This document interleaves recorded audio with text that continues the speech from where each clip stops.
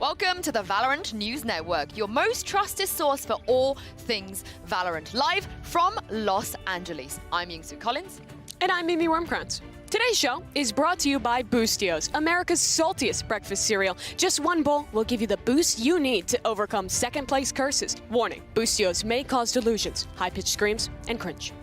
A massive thank you to our sponsor, Boostios. They're our top story of the day. Fnatic's Mini was photographed smiling yesterday afternoon. He has since issued a statement saying, "I take full responsibility for my actions and I can reassure everyone that this will never happen again." A great reply. In further efforts to solidify his role as the new villain of the VCT, Evil Genius's Demon 1 has been parking his Trans Am outside of the Kiev Forum and glaring at teams as they arrive. He's also announced plans to shut down the neighborhood rec center that is popular with local teens. He says that he plans to turn it into a golf course. I love golf. Right, Tropical Storm Hillary hit Southern California during the lower bracket matches at the Shrine Expo Hall on Sunday. And for more on the weather here at the forum, let's send it over to VCT meteorologist Seth Sprinkle for a special report. Yeah, Mimi, it's LA. It's really sunny. I don't have sunglasses. I can't see a damn thing. Back to you guys. Excellent. In-depth reporting per usual, Seth. PRX's Something has revealed that he's disappointed with his in-game name not tripping up the casters as much as he would have hoped. Following Champions, he's considering changing his name to either The Spike or HFMI0DZ JC9Z7. Fantastic choice. In science and technology, Loud have discovered a revolutionary new lumbar treatment by lying on their backs. It's rumored that they've also been working on a new product called the back-to-back, although consumers are a little skeptical after they botched the comeback. In other news, with the explosive growth of the Chinese Valorant community and the steady improvements of Chinese teams in each VCT tournament, it has been decided that Edward Gaming are the winners of Champions 2024. Congratulations on the hard-fought victory. Gongxi, gongxi to Edward. Well played. For the Valorant News Network, I'm Yingsu Collins. And I'm still Mimi Wormkrantz. Thanks for watching.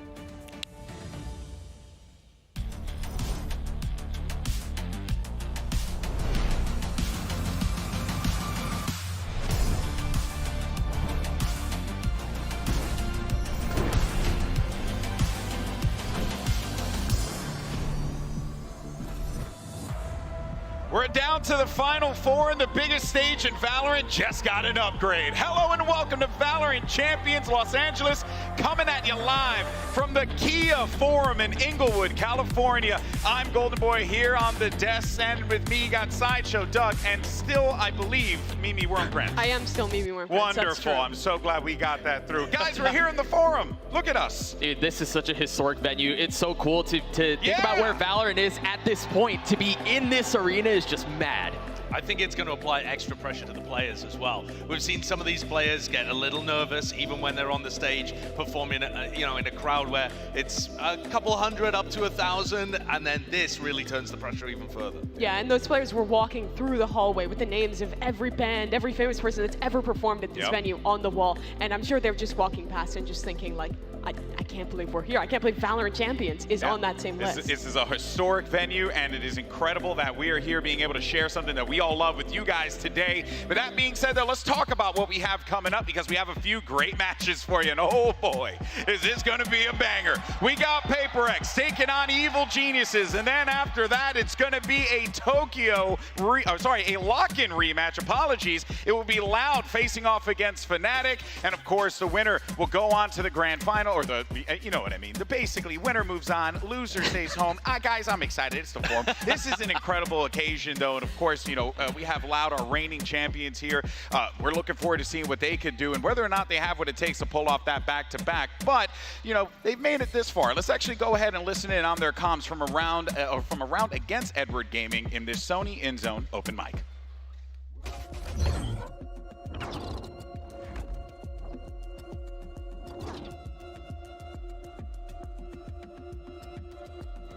Não vê nada fundo. Tô trefando a esquerda só, tá? Só sai de dentro do banheiro. Ficar na esquerda. Fundo é meu, guys. Tem duas smoke só. Um fundo marcando. 120 ali. Caralho. Tem um fundo aqui, aham. Tá, pede mesmo. Deixa eu dar, será que eu tenho ult? 我开帘子，我们一会儿杀了人，我拍左边了，我封烟了。好，后点烟，兄弟们。来乌拉没有？来拉开的。他在黑雾门，他在黑雾门。我想下包脱包了，可以。我下包忘了脱包了。包点后都没有，包点后都没有。哎，炸弹妹到了，炸弹妹到了。 Verde. Vai ter comer da verde 1. Tá, cravei direita. Fez uma casa. Vai comer lá dentro. 中后门的死了。两个点后，你们躲一下，二度上一个2点后。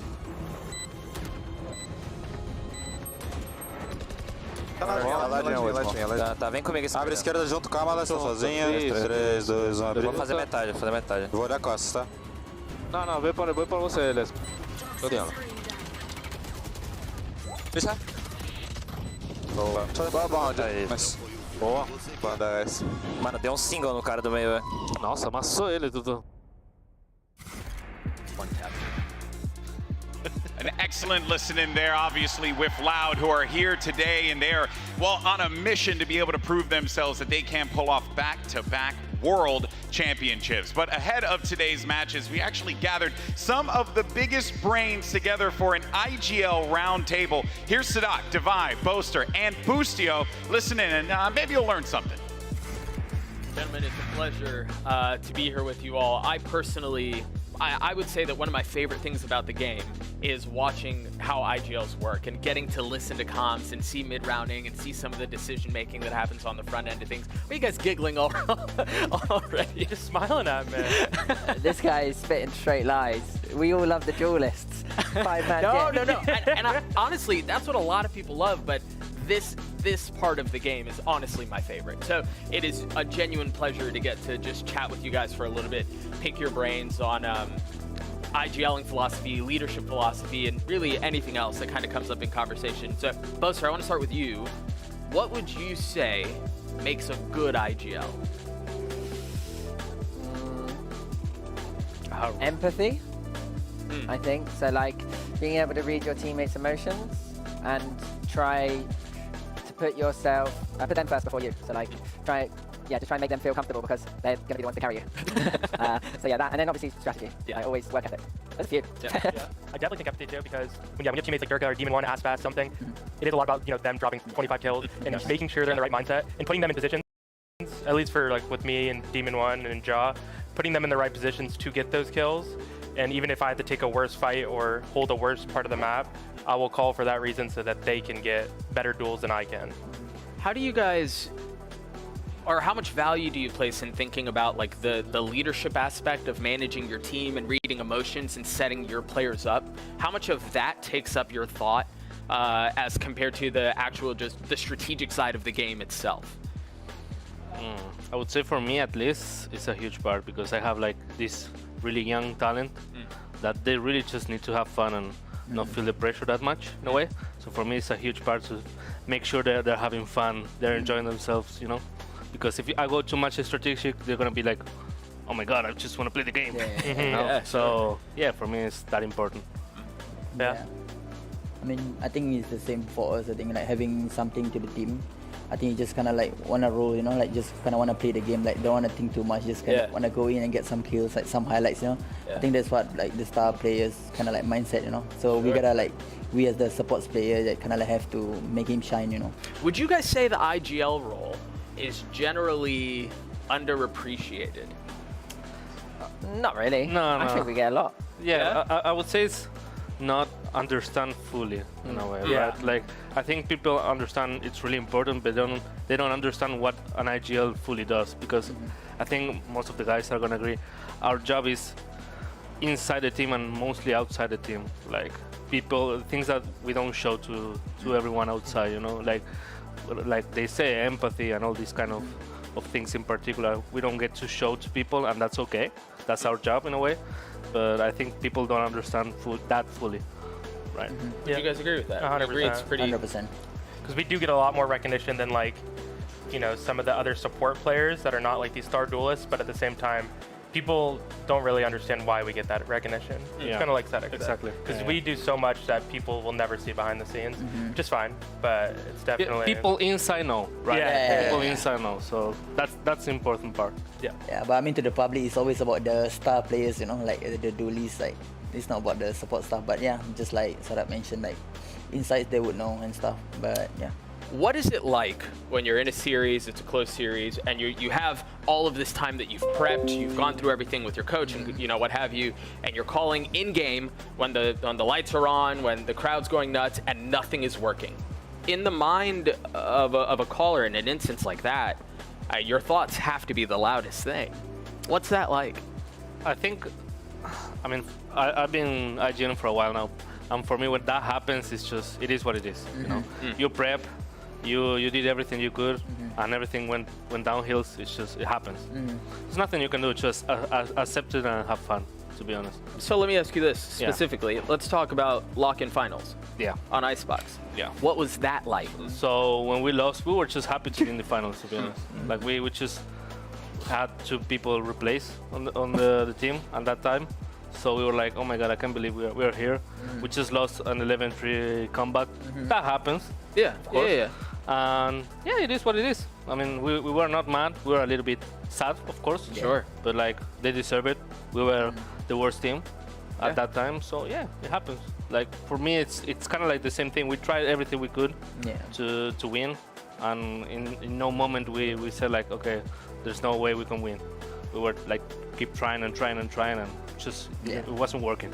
Yeah, I think in our series in Tokyo Finals, first map Lotus, you guys destroyed us. But the first 5 rounds, I died first, and we were playing well together. But you guys still just stopped every single one of my peaks, even though I was playing with Util, and that was like the first time in my career that I got like destroyed mentally. Really? I felt terrible about myself those first 5 rounds, but my teammates could tell in my voice that I wasn't talking and giving like the hype that I normally do. So then they just told me like, don't worry about it and just go next. And then we ended up making the series pretty close and I fixed it. But that was one time in my career there, it was like so bad. If you're getting smashed on the first map, I think it's important to keep the mental at the right state for you to be able to play on the second map, you know, because like if you're, for example, we got wrecked by Fnatic like 12-0, right, on Lotus. But I mean, like, those kind of games can destroy your mental, right? But I think it's important to keep your mental state at the right position so that when you go to the next game, then you kind of like have to reset, you know? Well, fellas, thank you. I appreciate the time. I appreciate you guys letting me pick your brain. Best of luck to you throughout the rest of the tournament. Thank you. Thank you. Yo, Doug, you gathered the 3 IGLs, and then you didn't think we'd notice you snuck Devi in there? Listen, that was his choice. That was his decision. He said, I want to be in this conversation. Let me in. So I had to let the guy. The other IGLs are talking about like all of the prep they do behind the scenes, and PRX have talked about Forsaken being the person that like cooks the comps up and stuff. Devi's like sat there like, I actually thought Devi's reactions to a lot of the questions were pretty fantastic. If anything, I was living through him. Yeah. During that, You know, it's funny how much we talk about how chaotic their playstyle can be. That was one of the things that I talked about, because there are so many voices in around when things are chaotic that are trying to get input and trying to get involved that it can be really difficult. I'm actually really glad he was there. It is actually quite disingenuous that you didn't just get 4 of their players there to all answer questions. That's true. If it was an IGL roundtable, it should have just been PRX's roster. Just the whole of PRX, just all sharing one chair. Oh, God. Well, excellent conversation. We learned a lot about our 3 IGLs and Devi. But of course, guys, we got 4 incredible teams left in this competition. And in today's MasterCard fan poll, we want to know, which team do you think is going to win it all? So is it going to be PRX, EG, Loud, or Fnatic? When you see the QR code thing pop up, just go ahead and scan that, and then we'll go ahead and show the results. There it is, later on in the show. We nailed it. And of course, don't forget to use the hashtags Valorant Champions as well as VCT, so we can feature your tweets and stuff on the broadcast or post. Or Who wins that? Who wins that poll? Oh, the winner of the poll. The people. Surely Fnatic wins the poll. The people win. I think Fnatic, they're still in the lower bracket. The poll, it's about the poll. It's all about social clout, bro. Josh, dude, Fnatic don't have that social clout. That's Loud's all day long. That's Loud's all day long. Actually, Loud might be, Loud might clear, actually, on But if second it's being thought. posted in English, I feel like the Fnatic fans go crazy on Twitter. You're looking into it too hard at this point. the time zones.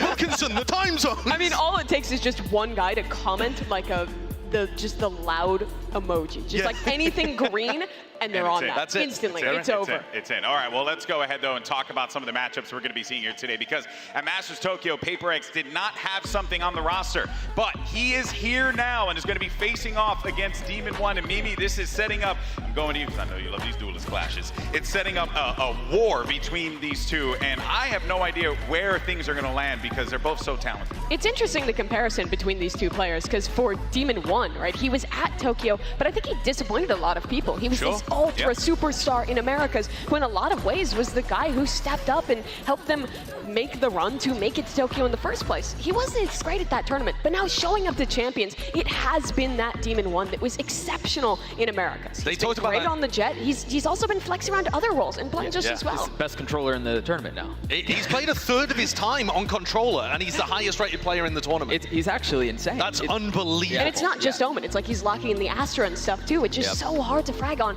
And then on the other hand, it's Something's first tournament, and he is playing that full-time duelist role that people would expect from this guy.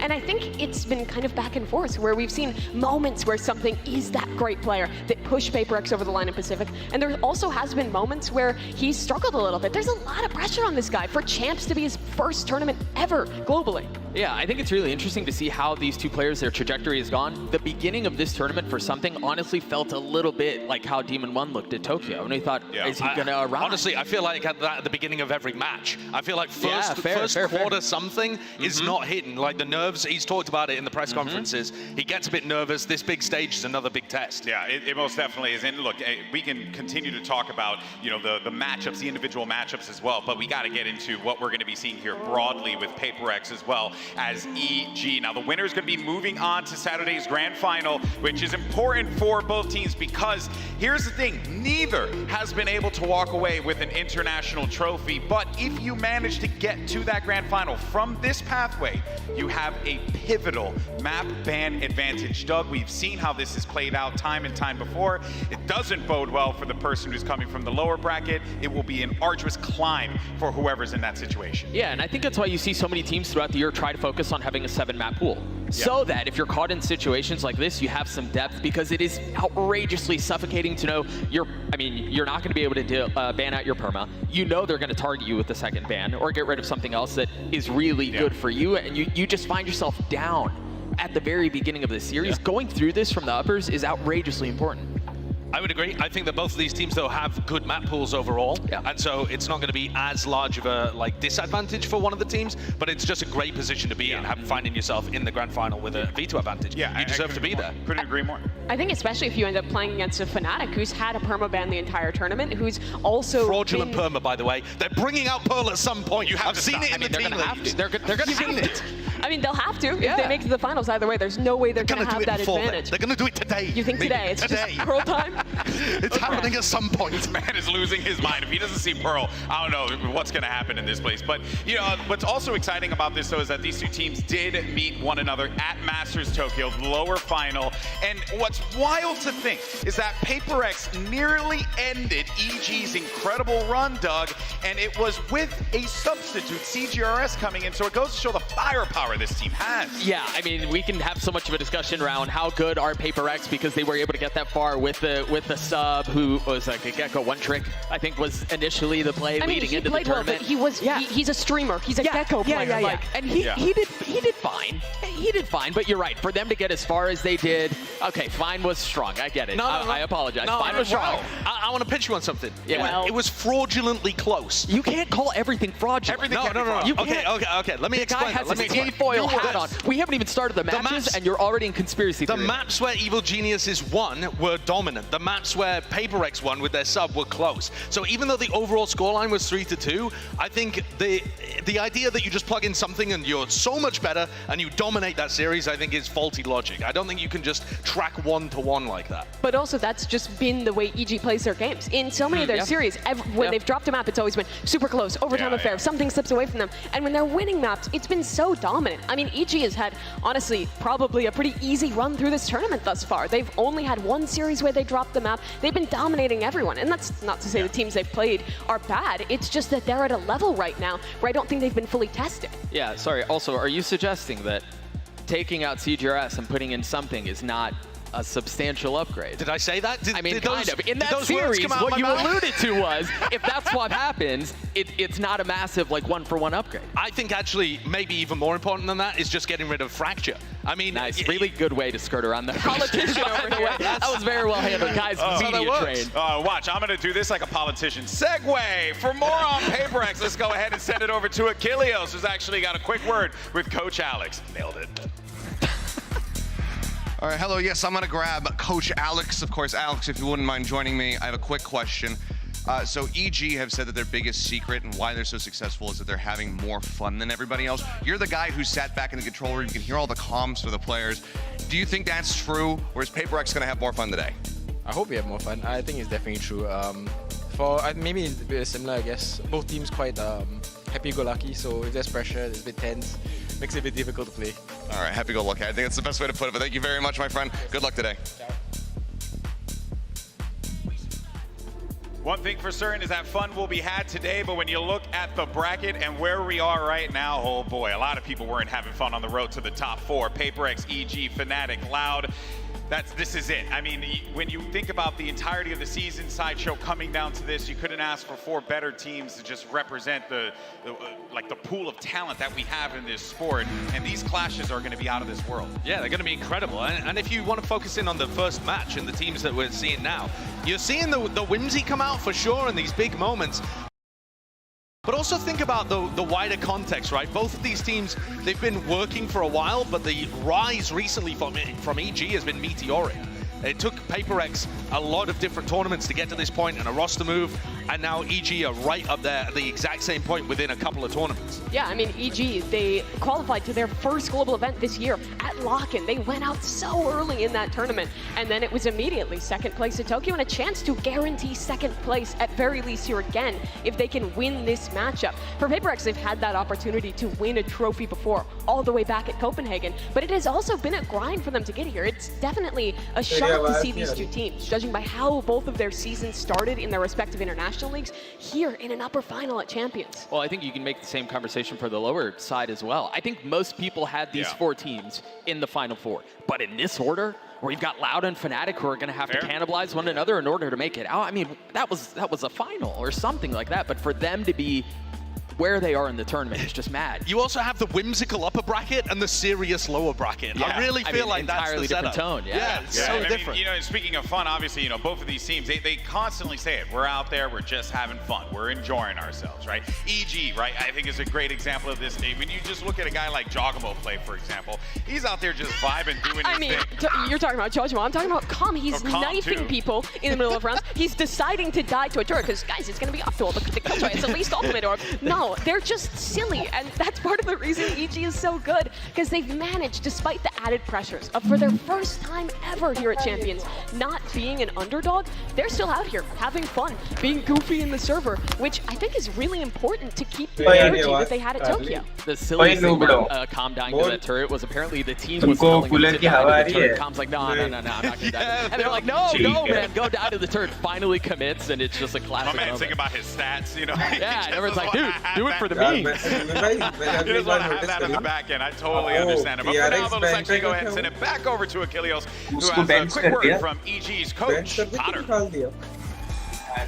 All right, I'm back here at the walk-ins. I'm going to go ahead and grab Coach Potter as well. Get a quick word in, Potter. Thank you for joining me. Last time you guys played against PRX, you went the distance. That was back in Tokyo. You went all the way to 5 maps. That was when CGRS was in the roster. I'm curious, have they made the proper adjustments? Do you think they have a very solid read on this team that they have something playing? Yeah. We're seeing PRX with Cigars.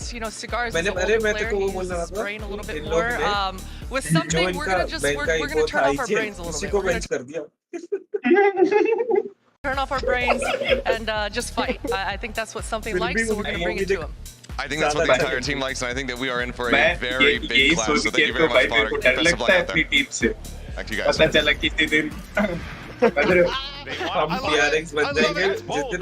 off your brains, though. This is the perfect matchup for some brainless jail Valorant. I'm so down. I'm so down. This is going to be incredible. The key is EG's known for like ambush, right? And being very prep heavy and thinking through what's going to be on the other side. For this to be how they approach this stage is amazing. You guys are believing her lies.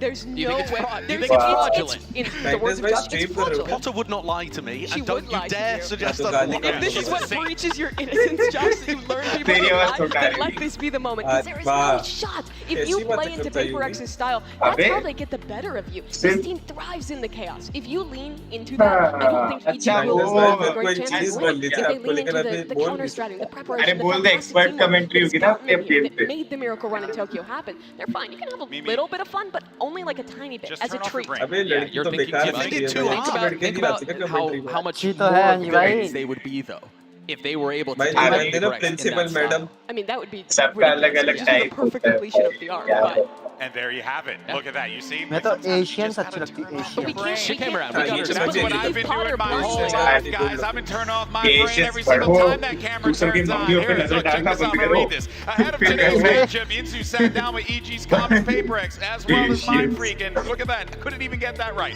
For a quick chat, let's go ahead and check it out. See? I'm now joined by Com from EG and Mind Freak from PRX. Welcome back, you guys. Now, it's been a pleasure to get to know both of you over the last few years, but I want to know what you guys think about each other. Okay, I'm going to stir the pot a little bit here. What do you think is each other's biggest weakness? If you had to pick a bit of a weakness in the other person's team? Weakness is, I guess, like overheat. You know about your own weaknesses. Yeah. Just hold in man advantages, maybe you'll get a free one. That's true, I'm gonna lie. Is that fair? Yeah, that's fair enough. Yeah, That's really fair. Okay, that's fair. I feel like you gotta give him a freebie now, because like he's kind of confirmed the weakness of theirs. What about you guys?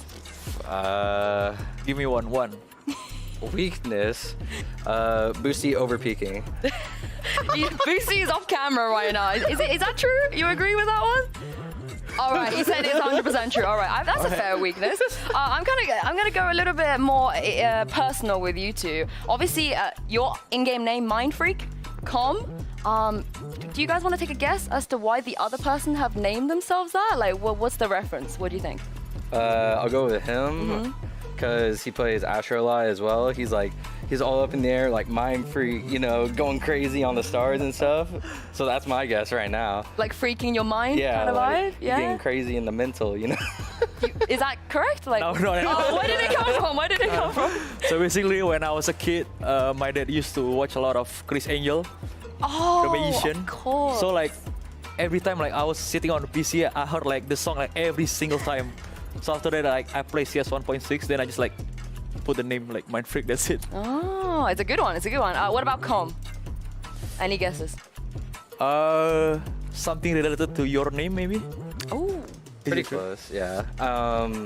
Whenever I first got into gaming back in Counter-Strike, I took up the name, or my first name is Corbin, obviously, and I looked up all the synonyms to my first name, and Call Me Out was the first one that came out. I had Call Me Out for a little bit, and I was like, I'm gonna give credit to one of my past friends, but Flom, he had a 0 in his name, and it was like nice and short and looked cool, so I just shortened my name to Calm with a 0. It does look cool. It does look cool. Yeah. And very quickly, of course, you guys are going to be going up against each other in the rematch. Predictions, score lines. What do you think is going to happen? I'll say 2-0, 13-4, 13-6. Oh! You're going to take that, Aaron? Come on, throw it back. Throw it back. Come on now. 13 what? 13-4, 13-6. I would say 0-2 for them. What? The buffering is crazy. Okay. All right. Fair enough. Fair enough. All right. Thank you very much, Aaron. Thank you very much, Khan. We'll see if your predictions will come true. That was awesome as always, but here's your MasterCard fan poll. And look at that, Fnatic won. What you a guys surprise. were all wrong. Guys, someone needed to tell the loud fans. You guys no one suck informed at them. predicting these things, and Doug is just judging. Yeah, well, okay, the Fnatic, they've got one of the toughest routes to be able to make it through anyway. Plus, what you were just talking about turning off your brain. You're thinking about this too much. You're using too much of the brain. Too much brain. All right, speaking of too much brain, real quick, one word. Who's winning? Fnatic. Fnatic. Well, no, who's winning today? This match. Oh, EG. EG. Paper. Paper. Oh yeah, that was one word. Oh, 3 letters, actually 5. Oh, no. USA.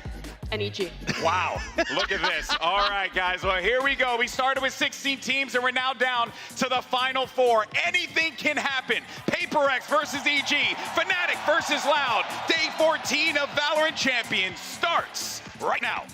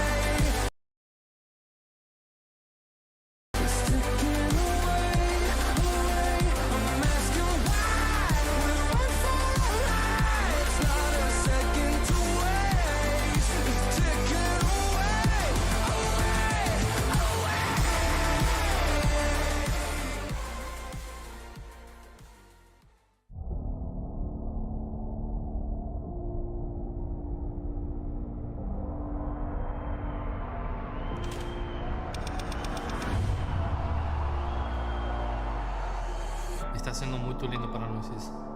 Eu não achei que ia chegar no top 4 tão rápido na minha carreira novamente.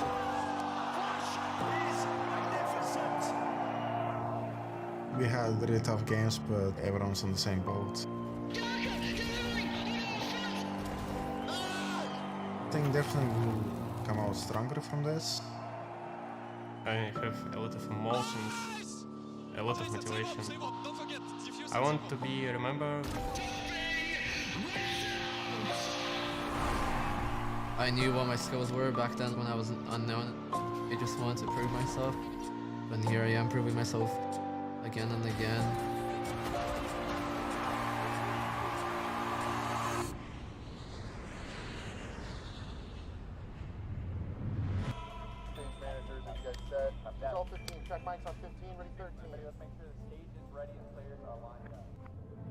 Well, this is it, guys. We're here at the Kia Forum. History is about to be made.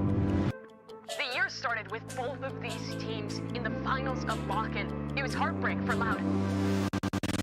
They already managed to get their revenge on Fnatic at Champions. The score is 1-1 tied. There's pressure on them. 2 trophies, 1 in a row. But if you don't win Champions, what's your legacy? The highest placement we got at Champions. Yeah, it's true. We're breaking records.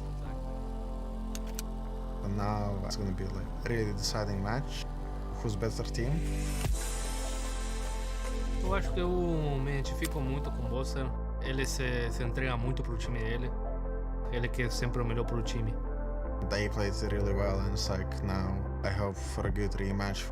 Eu acho que Derek vai vir com sangue no olho para jogar contra as pinhas. This could be the greatest Valorant rivalry we have ever had. We want to learn from each other, and no matter what happens, we just like respect each other. Hey Baz. Hey, you guys go win this tournament, okay? We'll try. Raspas, Kawan, Tuis, Les y eu. Vamos a estar ahí sem medo. De líder a líder vamos nos divertir. Loud. One more. I knew we were gonna be here. No doubt in my mind ever. I'm super excited to rematch PRX. last time, PRX, they managed to take EG all the way, go the distance to the last map with a stand-in. I want to like get revenge to EG because they beat us on Tokyo. Their playstyle was kind of similar to ours. They swing, we swing. They do like random stuff, we do random stuff. This time, I can't wait to play something. Something is still above Demon 1. I think they being really arrogant, and I really don't like it. Yeah, I talked to every single person I've ever played against. I'm not stopping. So just enjoy watching me destroy your favorite teams and cry about it on Twitter. PRX is always try to like having fun as much as we can. If we laugh, I think we will win the game.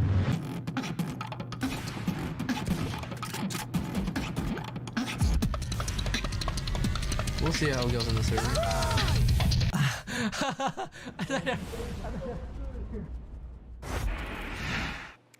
With both teams making it through upper bracket as 1 seeds, this is going to be our last and final coin flip of the event. So again, alphabetical order according to team name. So EG will be heads and PRX will be tails. And I will go ahead and give this a flip.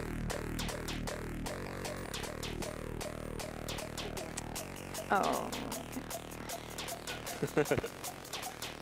That is tails. You were right. This test run. So, PRX, you will choose Team A or Team B? Team B. Team B. So, EG, you will be Team A. All right. We will ban split. Okay. And your ban? Fracture. And map number 1? Sorry, what was your ban? Fracture. Fracture. Okay. We will pick Ascent. Ascent and a side on Ascent. Attack. Attack. And then map number 2? Bind. Bind, side on bind. Pick defense. Defense. And then next set of bans starting with EG, you have Haven, Lotus, and Pearl.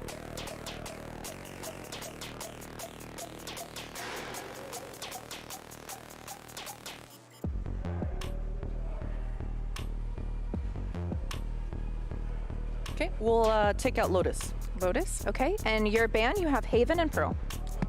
Pick ban Haven. Ban Haven. So map number 3 will be Pearl, EG, side on Pearl. Defense. Defense. Okay, let's run back through this.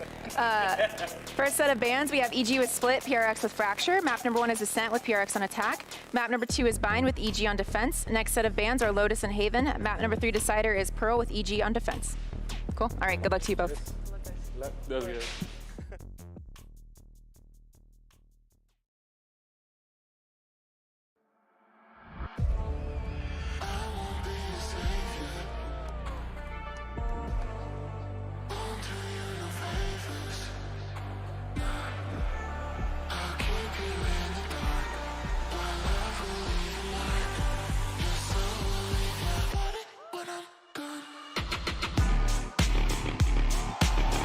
Geniuses.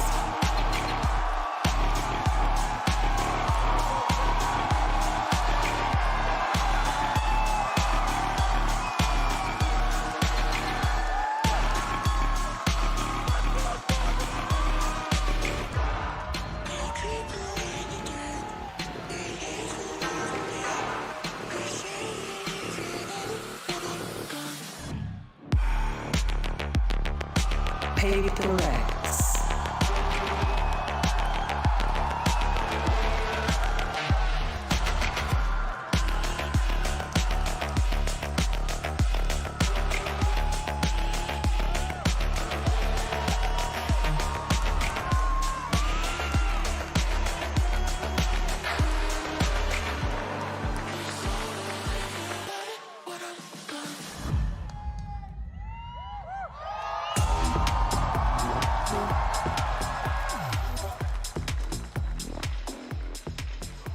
It's a rematch from Masters Tokyo, but this time a shot at glory is on the line and a trip to the grand final awaits. We're about to witness a war in Inglewood.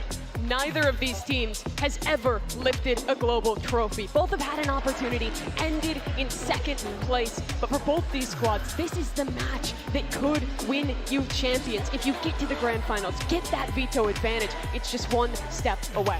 You're talking about map veto advantage. I'm thinking about the map pool that they've got. I mean, with Pearl being the final, we might see Yoru versus Phoenix on that map. It could be unreal. We might have Reinas on all 3 of the maps. Who knows? Which is just insane. I mean, just the fact that we're starting on Ascent and PRX's crazy comp they normally run on this, the Harbor Reina that has come out, it's just, it's mad. I have no idea if they're going to run it. I certainly hope they do, but yeah, it's the biggest stage. Demon One said that he feels that EG and PRX have a similar play style, and a lot of the times I disagree with that. But in this map pool, I think we get to see both of these teams' most creative comps. We start on Ascent. We get to see that Reina Harbor Sky composition that only really PRX is running. Yep. And as we get deeper, we get the Yoru for EG. I think it's truly a showcase of both of the unique ideas that these teams have cooked up. Yeah, I mean, wild compositions to have in your upper bracket finals, I'm going to be paying particular attention, I think, to that Something Demon 1 matchup as we head into Ascent. And I think that one of the areas is Something has been nervous. He's talked in press conferences about literally shaking when he gets up on the stage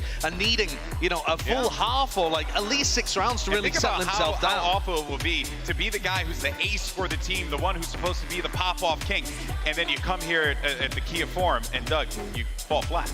I think there are a few things to consider here, though. Number one, I think PaperX's roster is built in a way to where Something doesn't have to be that every single time. Very true. Right? And then number two, you were talking about how he seems like he's nervous and a little slow, whatever. I think he's warmed up throughout the tournament in a tremendous way. So yeah, maybe a little bit more of that towards the beginning, but I think this is something we've been expecting. But it's still a new venue, a bigger crowd, added pressures. Now that you're into this top 4, you watched your team get here before without you. This is your chance to win a trophy with PaperX, to push into that grand finals. So the pressure is definitely on. But I think both these teams' approaches to the game help them to dissipate that. They both talked so much about having fun, being relaxed, channeling that energy that they had shown earlier in the tournament into these later stages. I mean, remember as well, the Phoenix Pearl kind of situation for PaperX has worked incredibly well over the course of Champions. I think EG's best chance of being able to win here and go through to the grand finals again is by winning 2-0. Is by cleanly winning on Ascent and then finding a way to deal with the chaos that's coming at you at PaperX's bind. And I think maps 2 and 3 are going to be really difficult for EG, which means first map is a must-win for Evil Geniuses. If they can't win here on Ascent, if PaperX end up coming hot out the gates and they're overpowering, it's just going to be a clean road to the finals, I think. And even that is going to be difficult. They played the default comp here on Ascent. PaperX, they have this unique composition, which no one else really plays. So it will be tough to have gotten legitimate practice against this Harbor Reyna, which they are locking in the Prime Gaming Agent select. It's kind of similar comp to what they're going to do on Bind as well, where they run the Raze Reyna there too. So PaperX are just getting warmed up for map 2 already, even if they lose. It's just such a... You don't prep against a comp like this, right? You don't get regular reps against something like this if you're EG. Or have the EG reserve roster been running Raze Reyna Harbor the whole time? Obviously, the tinfoil hats, people. Dude, I mean, every other team, you can't tell your opponents what to run. Yeah, but EG are like the only team that actually have a full reserve roster that plays, you know, in styles like the teams that they're going to be playing against. I'm telling you, BCJ's been running it down on the Reyna. That's a deep cut. They're going to be ready for it at that point, it would seem. But EG, even though they play the default comp, this map has been their playground. They have a lot of specific trap plays that they've innovated here, setting up off of their ultimates, just like they do on Fracture. Just because it's the basic comp doesn't mean EG is going to have a basic style. Well, the agents are all locked in, and we're ready to kick off our first match here at the Kia Forum. So, come on, guys, make some noise as we get hyped for this first matchup as we send it over to Achilles and Paper Thin. Thank you very much, GB. Yes, it is an honor to be here for this upper final between PaperX and EG. I'm Achilles here with Paper Thin, and we'll be guiding you through what could very well be some chaotic action. Given what we were hearing from Potter coming into this, they said we're going to turn the brains off, we're going to dive into this, and we are just going to fight. And I love the way that she's talking about it, because it's so important to be ready for this against PaperX, because what makes them so good is their W King, folks. They are so confident, so spectacular in the heat of the moment with their opening shots. And here on the pistol, as we get ready for Ascent, our first map, I can already see that PaperX has set up the same toxic screen where they push bench, but it looks like an A hit here, full on for PaperX on their attack side. Jing with a quick swing, gets himself all the way down. And the cat now Drake pushing forward. Paint shells at the ready, right as the wall drops. Something going to be finding that first blood. Now Jing going to be doubling up. Juggernaut going to be taken down. Already, site being occupied, Plant coming in, a very swift hit right off the rip here as Jing gets some timing, gets himself swung up around the corner, catches Calm off guard, Forsaken on the pinch. Jing now with a 3K to kick things off. Fusio will drag one back, sheriff in hand, has to be respected, but Something will find the headshot, and PaperX will get themselves on the board with the first pistol round. And this is going to be one of the keys to the game here for PaperX, is getting ahead of those utility combos of EG, and also throwing some different looks. So at the beginning of this round, it's a very similar look in terms of utility for PaperX, where they throw a toxic screen across mid to their last pistol, I should say, that they played, and they went into bench. This time, it is just a straight rush, and they are going to be pushing space today. They want to make sure that all of those brilliant combos that EG can set up, particularly Ethan and Calm, are going to be neutralized by getting into their back lines and shutting them down. All right, wall up, looking like the push is going to be coming through this time rather quickly over on towards B. Turret going to be cleared out. And the site is going to be taken, so it's going to have to be a full five-man retake here on this B site as the spike gets planted in the default corner. Mindfreak looking to push forward. Gets a couple shots across. Busio going to be taken down. Finds that first kill. Swing in, off the back. Forsaken bandages the gun down too. Calm, dead over an alley. And suddenly it's all on Jogamo to see if he can do anything to stop this from being a flawless, but he is going to get pinched. He is going to get taken down. And this time, PRX, they're not going to be dropping the anti-eco. They do clean it up 2-0 to begin. And already what I'm seeing here from PRX is super encouraging, not just because they won that round flawless, but because they're reacting really well. There's a 0 point that hits the back wall from B. Immediately, the Cove comes down from Forsaken to protect the B main door. It's kind of a fallback point, because they're expecting pressure on that flank. They're able to deal with it very, very nicely. So already, it seems like PRX, not only are they kind of on that W key gaming mode where they're just pushing space, but they're also using their utility, reacting really well to what they're seeing from EG. Now, this time around, the fast hit onto A is going to be shut down. Just something detected with that knife. And he's going to try to take a little bit of space. Of course, he will grab those rifles off the rip. Devi sitting with that Phantom as well. Already Jing so close to the showstopper. I mean, he's too away from it, but yeah, got the spot there. TP up in towards Heaven. The wall helps escort them forward. A 1-for-1 exchange here. The Flash is going to be down on either side, with Ethan taken out in their full rotation. Now makes its way over here towards EA for the side of EG. Mindfreak to play a little bit ratty, gets himself tucked into the corner, but it seems like Ustio pretty well aware of this, but still needs to face over towards door, and he's going to be good for 2. Finds Forsaken, finds Jing, swing onto the corner, Juggle can't quite line it up as Mindfreak gets himself 2 eliminations, but now suddenly into a 1v1, sees the legs for a second, a tap onto the spike, and something looks to play this out a bit more patiently. The swing coming through, he gets the headshot in! And it's a bloody brawl, but Demon 1 will be the last man standing to get EG the first round victory here in the bonus. We get our first glimpse of the Demon 1 versus something matchup, and this round is going to go to Demon 1. And a huge win for him and EG to stabilize, to not fork over the bonus to PRX. Really good stabilization. Good push here from Mindfreak to help back up, and a really clean shot with that Bulldog. But Demon 1, you cannot give him space. You cannot wide swing him like that, because he will beat you every time, as we just saw. He took down 2 of PRX's best there. Really nicely handled, but a lot of damage done to EG in that round. You see what the buy looks like. I mean, the Odin was recovered. They carry that one over here into this round. Right back into his hands, but you can see they're very well aware of this, and they don't want to play around that Odin too much. So continue to just poke and prod over towards this A site, see if they can continue to find these openings. As Forsaken is just going to be going for some counter spam. She's got a couple ults here now. The biggest one, the showstopper for Jing. And it looks to me like they're getting ready to try to clear some space. Jogamo not going to be spotted by that Trailblazer. Yep, showstopper comes in, it's going to be good for 1, but now Jogamo makes his position known. Takes him out the leer over the top. He gets in front of it, but something still comes away with the kill. Up on top here at Heaven. Demon 1 taking a couple pot shots. I'll find the connection that he's looking for. I believe the bite goes up to Heaven as well to cut off that line of sight. Door now having to be broken down. Does so. Recon darts on point. Finds the vibe for 1. Interrupts the plant and punches him right into Calm. What a perfect setup here. Just completely shuts it down. All on his lungs. And now Busio making his way up onto the site. Finds 1, but then Mindfreak answers back. Now it's Calm. Odin in hand, can swap out for the Vandal, grabs this one. Spike planted by something here on the site. Mindfreak tucked away, changing his position, trying to become unreadable as something looks a face in, and he gets taken out. The kill found, the recon gonna have to be cleared. The swing just comes in, and Mindfreak just plays off the timing. Takes him out. Once again, 1 man left standing. PRX will now move up to 3. I mean, it's a brilliant round here from Calm, doing everything he can to try to swing this into EG's favor. But who needs to clear that recon dart when you can just step in front of it and get the kill? Really nicely handled in the heat of the moment there by Mindfreak. 1 away from his Viper's Pit as well. Forsaken 1 away from the Reckoning.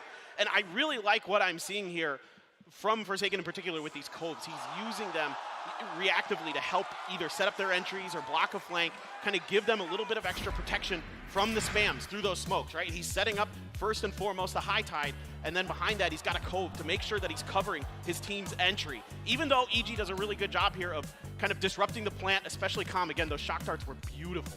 Yeah, I mean, flush Devi right into his welcoming arms, just sending those darts, gets the position, knows that somebody's going to be wrapping back Gen to try to get away from them. Ends up coming away with that kill. Massive from him. So a solid start from the side of PRX, but despite everything being boom, boom, boom, fast hits on all 4 of these rounds thus far, We're going to have to grind to a little bit of a halt here as we wait for this tech pause to get cleared up, which it should be pretty quick. Yeah, no doubt. Hopefully we can get this going very quickly. And yeah, I mean, here, so far, kind of what I expected from PRX. I mean, aggression. A hit, you know, after A hit for the most part, and really just kind of pushing the limits of how EG can react quickly enough with kind of some of their patented combos. And so far, those haven't been much of a factor. It's had to be kind of hero plays individually for EG to really get them over the line in a lot of these rounds. Meanwhile, PRX, they just do what they do. I mean, this is, you know, quintessential PRX in some ways. Of course, it always looks a little bit different. You know, earlier in the tournament, I likened it to a jazz band because it's improv. It's always kind of a little bit different every time you see them.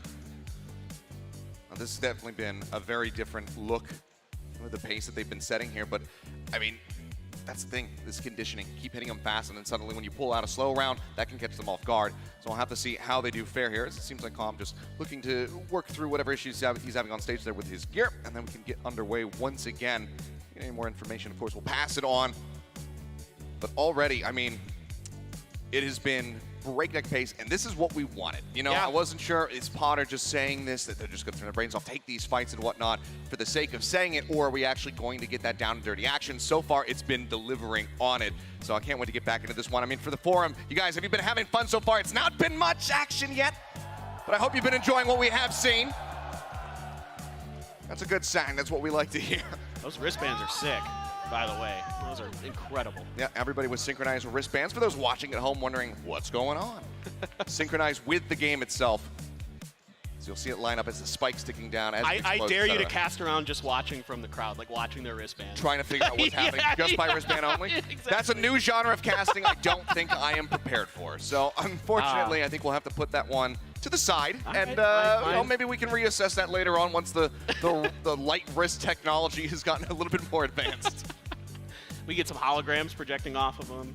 That would be pretty sick. All right, well, I think we're getting pretty close, I believe. I can see. The countdown is coming through. Looks like we are ready to resume. Are you guys ready to get back into the action? Yeah. Well, then that's exactly what we shall do. 8 seconds till the barriers drop, and you can see not much here in the kit for the side of EG. A lockdown available. Another Sheriff going to be picked up here from Boostio. Well, now they're going to try to contest this A main push that PRX has been doing over and over. They're going to use a one-way to sneak Boostio over in the corner. One of the things, or excuse me, Jogamo, one of the really impressive things I think about Jogamo on this map is he's really tricky with his TPs sometimes. He fakes them, he doesn't, and he kind of gets into your head.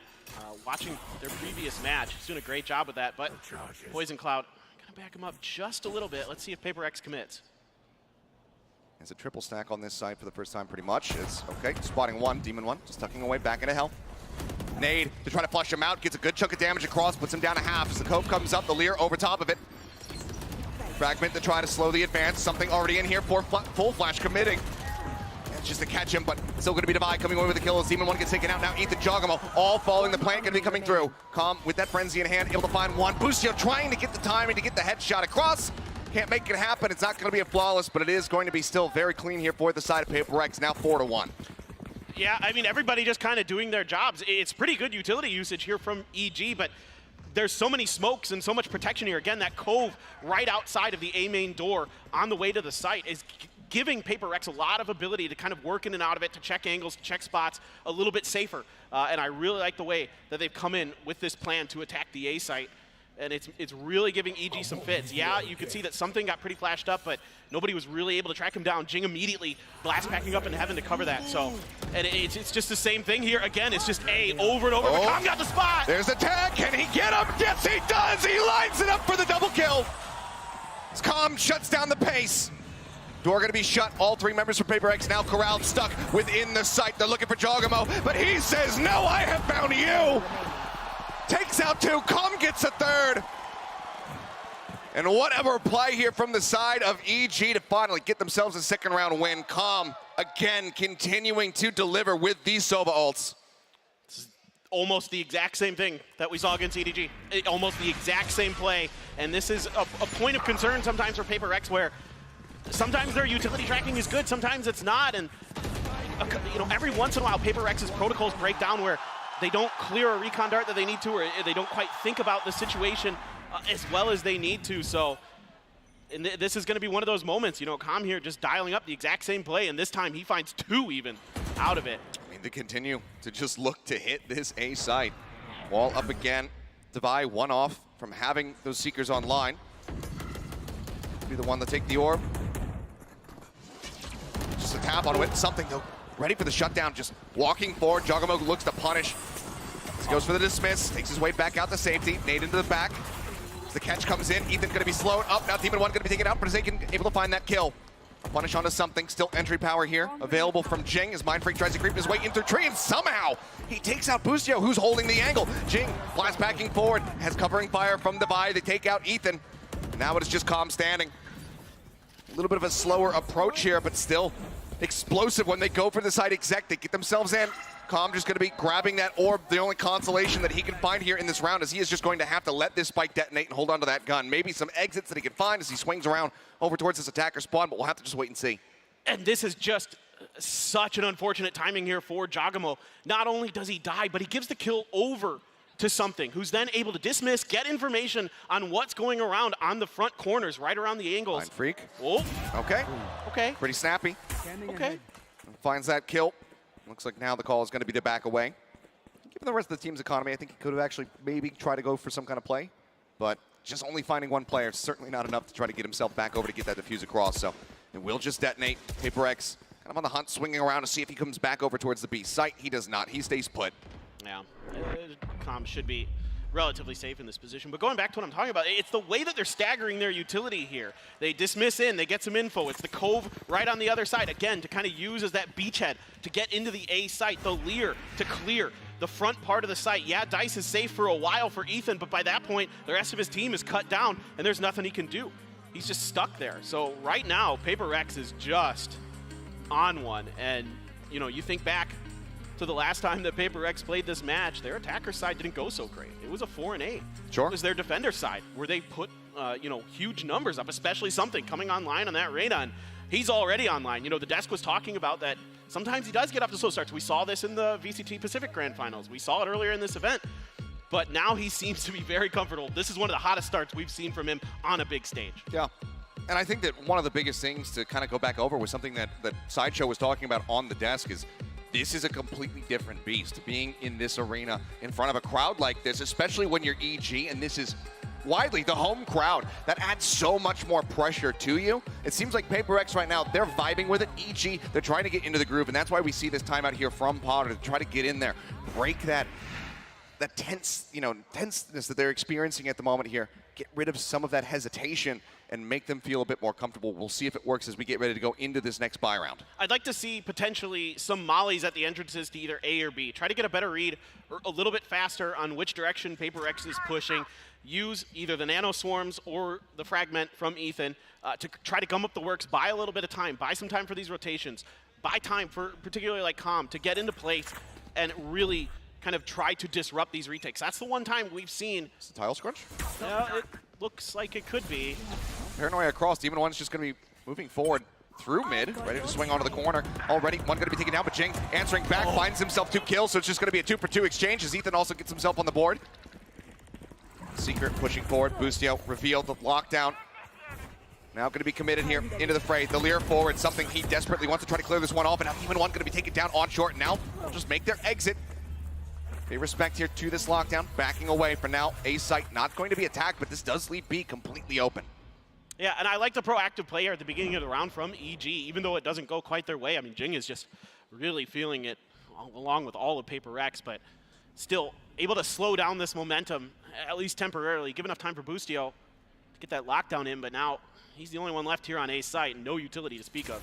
The dry swing in, something getting a bit of damage. Boostio going to be good for 1, finds a headshot. The dog chasing forward, however, does get that stun, but they don't have any gap close to try to get on top of him. Something again going to be spotted. They know that the Devi is also rotating up. Calm still trying to make his way over, but something eventually manages to win out the fight, bringing this now into a 2v1. A little bit of healing available on the back end of this plant here. Dart goes down. Something eliminated. Calm gets it into a 1v1. Devi makes his presence known, spraying up through hell into heaven, trying to take him out. The plant now going to be committed to. Calm swinging around in through tree. Does he get the timing? Flash in, it goes in behind, and he's got the headshot. As Calm will get the 1v2 clutch to go ahead and put up a third-round victory here for the side of EG. I mean, it's just a day that ends in Y with Com's utility being on point. Just absolutely brilliant shock darts again. He is so reliable, so consistent, and such a threat at the end of these rounds.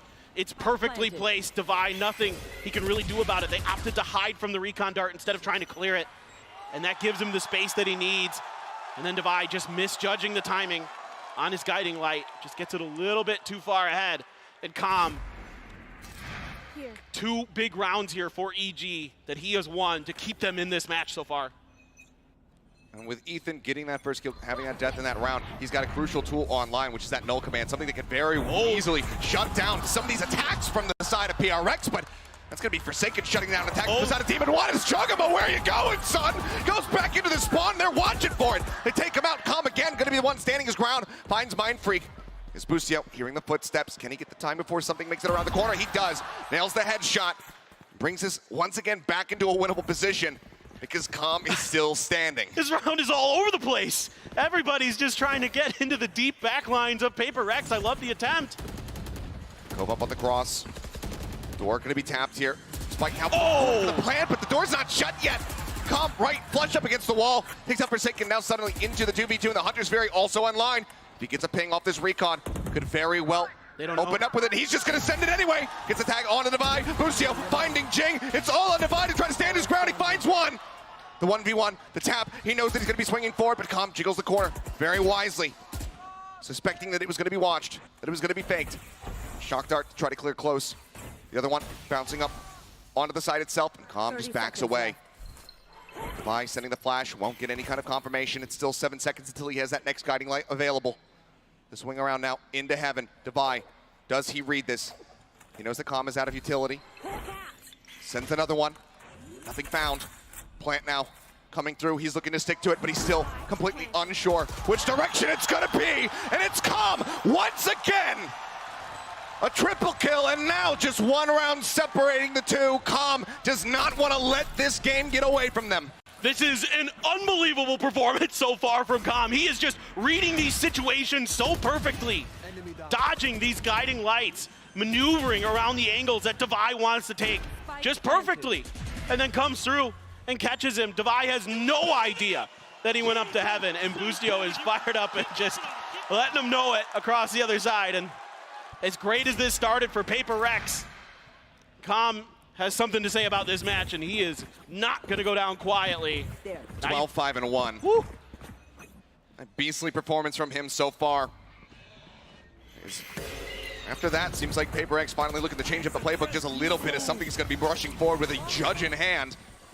Sunexec getting ready to start here on the B side, the Reckoning, to try to catch Com here at backside, sends out that shock dart, good damage cross, Divide down to 34, Bustio guns him out. Forsaken will also fall. A 2-piece for him, the swing onto the corner, Com gets the transfer, holds it down to find Mind Freak, and now suddenly EG on for that Prime Gaming Flawless. It's just something left tucked into a corner, and he will be found. It's Com again with a triple kill. The Prime Gaming Flawless comes to fruition as we get tied up at 5-5. Yeah, again, just brilliant work here by Com, staying alive to set up Bustio to knock a couple down. Bustio's gonna find the angle, and oh, what a transfer there as well. Absolutely nasty stuff, and then Com had a brilliant one of his own. PRX, that's, I think, a big reason why you don't see them attacking this B site too much. The combo of Com and Bustio is absolutely fearsome. That was intentional, right? Combo. It was. Okay. Thank you for picking up. I'll give you a little golf clap on that one. But now I did it. Timeout going to be forced out of PRX. Alex, not happy with what he has been seeing across these final few rounds because, yeah, I mean, Com has just been finding far too much value for his taste. Yeah, absolutely. I mean, I think as PRX now might be a time to start working the middle of the map. You've been working the flanks a lot. You've been trying to use these really execute-heavy hits, you know, and now might be kind of one of those bench hits, one of those classic, you know, toxic screen, down through benches and short, try to push through, use those cascades to push towards spawn, and who knows? I mean, like their pistol round, the last time they played this map against Foot, they just ran to the pistol to the defender spawn, and kind of just threw Foot completely off guard. But I'm pretty curious to see exactly how PRX wants it out of this up, because the money is a little bit funky as well. But you've got a lot of ults. You got the Showstopper, You've got the Viper's Pit, you've got the Seekers, so a lot to play with here to kind of make this round go. I mean, it's been a complete economic shift here.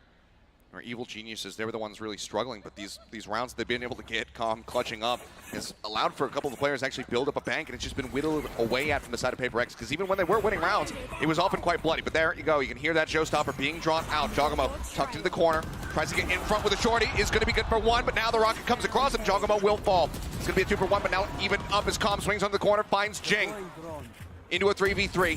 The pit available, does it get committed here?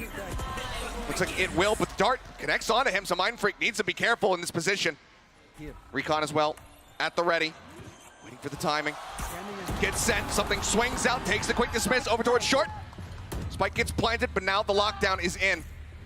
They either try to push forward, clear this out, or they have to respect it. Either way, it's gonna be a bloody battle forward as Ethan looks to hold the line, but it can't quite steady the aim for the second. Something with a third. We'll get them across the line here in this round. Now 6 locked in as we get ready to go into the last round of the half. And I love the confidence Jing has here to push tree. It gives him 2 options. He can either clear the player that's at short A, or he can clear Jawgamo, which is what he ends up doing. Jawgamo's been holding that right-hand corner right outside of the A main door quite often. And even with that cove there, even though Jawgamo steps in there, uses that shorty to get a kill, the Rocket's still gonna be good to find the angle into there. They can ping him out and get the job done and open up the site a little bit for themselves. And then, of course, a great reaction from PRX. Just locked down in play. And now the op for Demon 1. Oh, they spotted Jing behind that wall. Last round of the half, and he's finally bringing this operator into play. Haven't seen it at all from him. Now the drone going to be chasing forward as well. There's a little bit of covering fire and a nice bite coming across as Devi is going to be setting that guiding light. Gets a full flash with a timing shot from Demon 1. He still catches Forsaken. And that is such a crucial pick. So much of the obfuscation now taken away from the side of PRX. Just brilliant from Demon 1. The timing, pixel perfect there. Even though he gets caught by that flash, he has the confidence to stand in.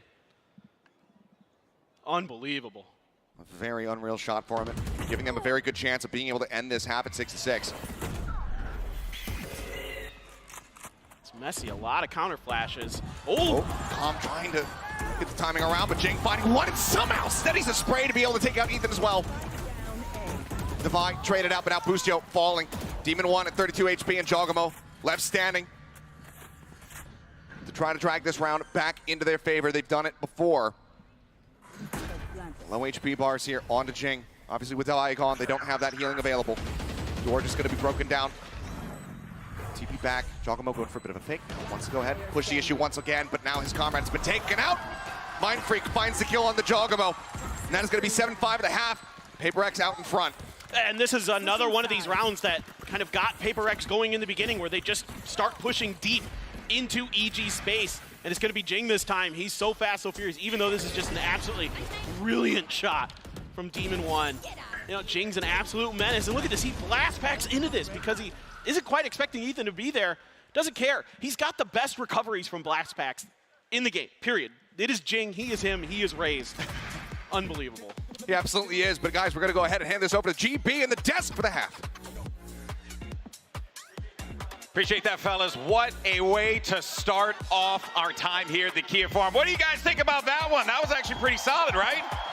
Unreal, unreal stuff. 7-5, PRX is up, but you know, this definitely illustrates this first half, the styles, the contrasting styles that we're seeing between these two teams. Yeah, for PRX, they're a team defined by having like a little idea, a util combo they can use, and then mid-rounding off of that. In this pistol round, it's this split idea they have, where they're throwing out the cove to scale through main, and they're double satcheling up to flank around, but then they go from that, and this is where the Jazz component comes in, where they're like, okay, we have an advantage, we've gotten a couple players down, and they just decide to do a full pinch into the spawn side. I mean, look at where Jing gets 2 of those kills. He's in there, yeah, he's all the way in there, and you're not expecting that level of aggression, or at least normally you aren't, but that's the PRX flavor.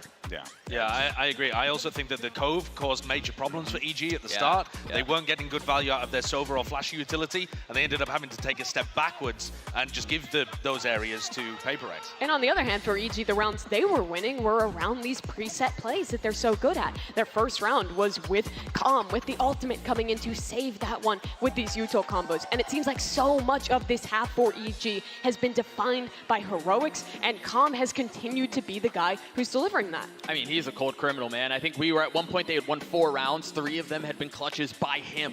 Right? He continued to find himself in these outrageous situations, but Calm is having an unreal map right now. At the same time, Demon One wasn't able to find those opportunities, particularly to pick apart where PRX were playing, because they were playing in such a big group together. And there are no nerves showing there whatsoever. He's immediately coming out entering. Oh yeah, both teams are definitely bringing it here. We'll see how this all falls apart as we go into our next half. Well, thank you very much, guys, for breaking down that first half of the action. In front now, PRX 7-5, but very hard fought to get them to that point. EG still fighting tooth and nail to keep themselves in this map. Yeah, this has been, especially on the back of Calm and Boostio, really impressive stuff from EG. With all this pressure that they're facing, to be able to punch back against PRX. Now over to their attacker side. Last time, they went for a B hit. It was a really fast kind of combo execute. And a flash over is going to confirm PRX kind of playing back. They're expecting these, again, these combos from EG are really, really impressive. The last time they did like an owl drone to clear space, a flash over the top to set up Demon One to dive deep into B, and you can see it's a complete dump and PRX is avoiding it. Oh, but the pink shell's out from Jing, somehow finding Ethan. Up on top of Jen is Demon One, but he's trying to clear the Leer, and something takes advantage of it. Trade backs coming through as a buy, as well as Mind Freak, both going to be taken down. But the HP bars right now here on the side of EG, not looking healthy. And everything just gets ground to a halt. Turret confirming one, just spotting something there for a brief little moment. But for the side of PRX, they can leave that standing. Don't have to worry about it. Now I can see just backing away. They know. They've read it. All the way back to the spawn. Looks like they want to play this one out as slowly as humanly possible, just in case it's going to be that mid pinch as well. Ball comes up from Forsaken, but all 3 members from the side of PRX still going to be staying corralled over towards A widely. So 30 seconds this is looking left. like it's going to end up coming down to a 3v3 retake, and with entrenched positions, EG could certainly win this out. Yeah, and now that high tide going to be on a bit of a cooldown. See if it comes back in time. Calm's going to grab an orb, and now you can see them shifting over. Otherwise, not much util, just a cove for Forsaken. Calm pushing angles. Looking for the timing, and he's going to be able to get them both. Grabs another con.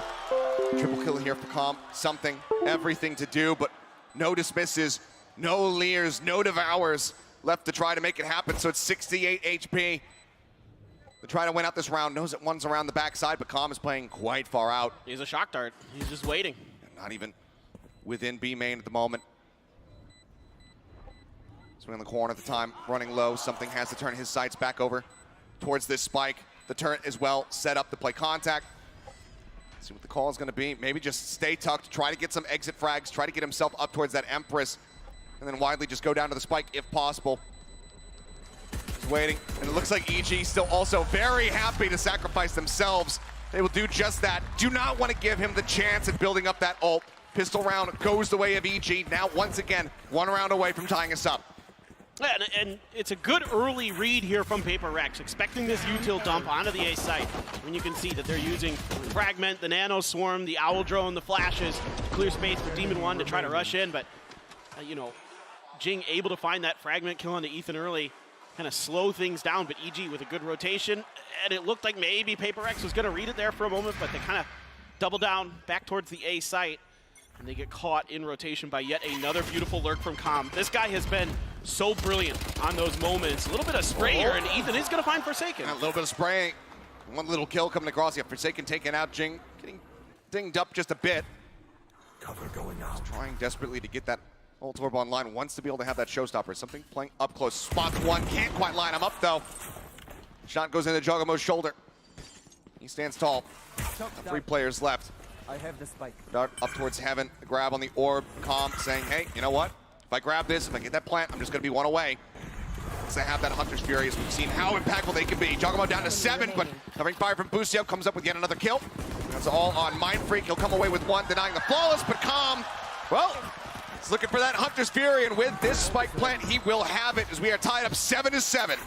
What is that, 4 or 5 util kills for Calm so far? I mean, he got 2 on a Hunter's Fury. I know he's got at least 2 shock darts that I can think of. Yeah. He's been absolutely just brilliant. 20-7 right now. just having an incredible map. Absolutely stunning and stellar performance all throughout this event for Com. He has just been, he does so much for this team, whether it just be the util usage, that's probably one of the flashier points of it, but he's so good at lurking. He's so good at hitting the flanks as well. You know, when you see him on Fracture in particular, he does a great job with it. Jing gonna be checking in on Boostio's little jiggle peek there. Immediately, knife comes out to check. Are there any other reinforcements there for Jing? He's just alone right now. Something has tucked himself into wine, but I think Giacomo somewhat keen to it. They're gonna smoke Jing off and try to go for a push through tree. Recon does not connect. Hunter's Fury gonna be opened up, tries to check into wine. Something pushes for the second shot, however, will find him, takes him down. Timing swing from Jing, however, gets in on top of Ethan. The Demon 1 finds the kills. A 2-for-1 trade up here from the side of PRX as Boostio, very deep lurk, rotating all the way around through spawn. Forsaken seemingly reading this, however, checks for it, finds him, gets the punish. Now the push up into the smoke. Jing on for 3, jumps bouncing out of the smoke. Com will greet him with a bulldog. They cannot find that elimination. Com will put another one up for them, but it's PRX now 8-7, once again reestablishing a lead. Just one of those Jing moments right there where he's just gonna blast pack through smokes. I was actually talking to Loud's coach Broad, and he was saying that was something that gave them some problems, was Jing just kind of blast packing at these unexpected times. And Jing is happy to die. He's happy to build up those ult or charges or get the kill. You know, one way or another, if he dies or if he doesn't, he's still going to get that ult orb. And that's a key part of Jing's game, is fearlessness. He wants to be aggressive. He wants to be the guy kind of building that momentum with his ult utility for PRX.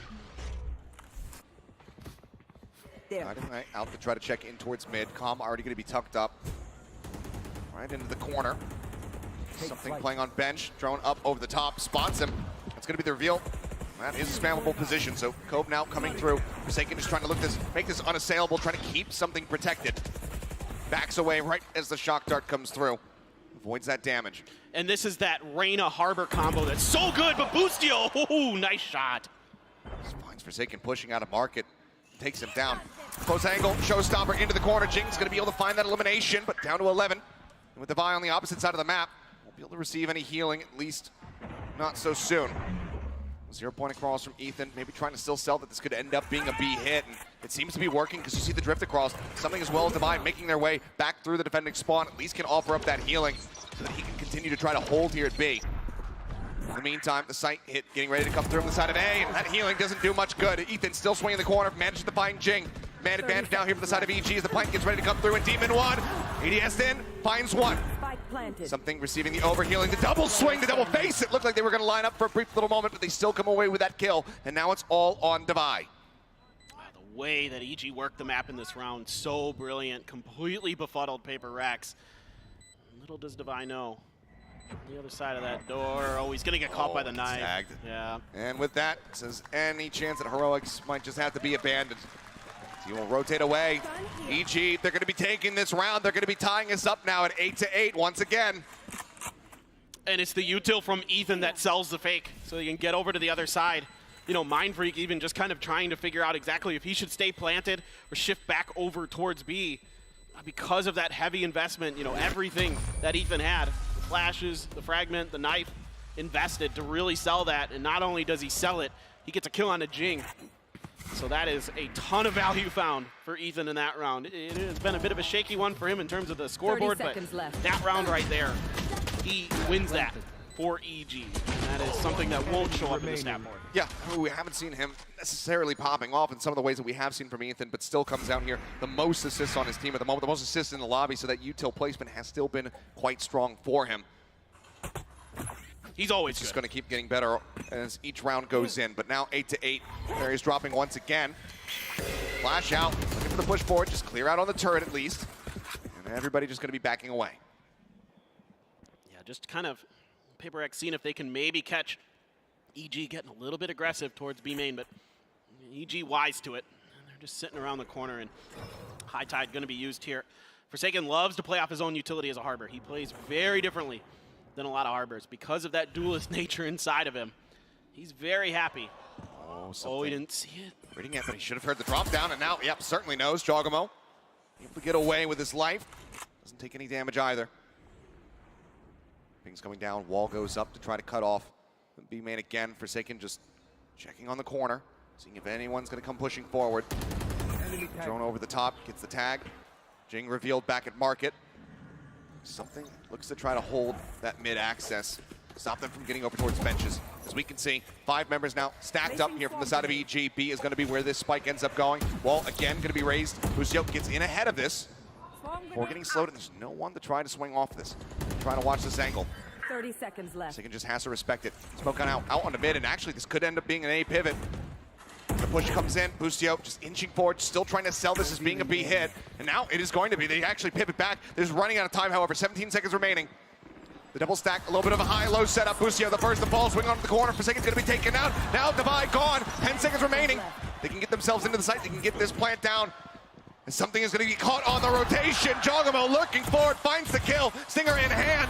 Mindfreak able to find one. Jing takes out Demon 1. Continues to play forward here into the site. Ethan falling low, sprays him down through the box, and now it's just Calm once again. In this 1v2 situation, the shock dart's available, the spike being held. Mindfreak just keeping him interested, but the defuse has already come through.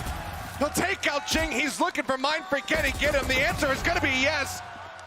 But it's not the round win that they were looking for. PRX again, move up by 1.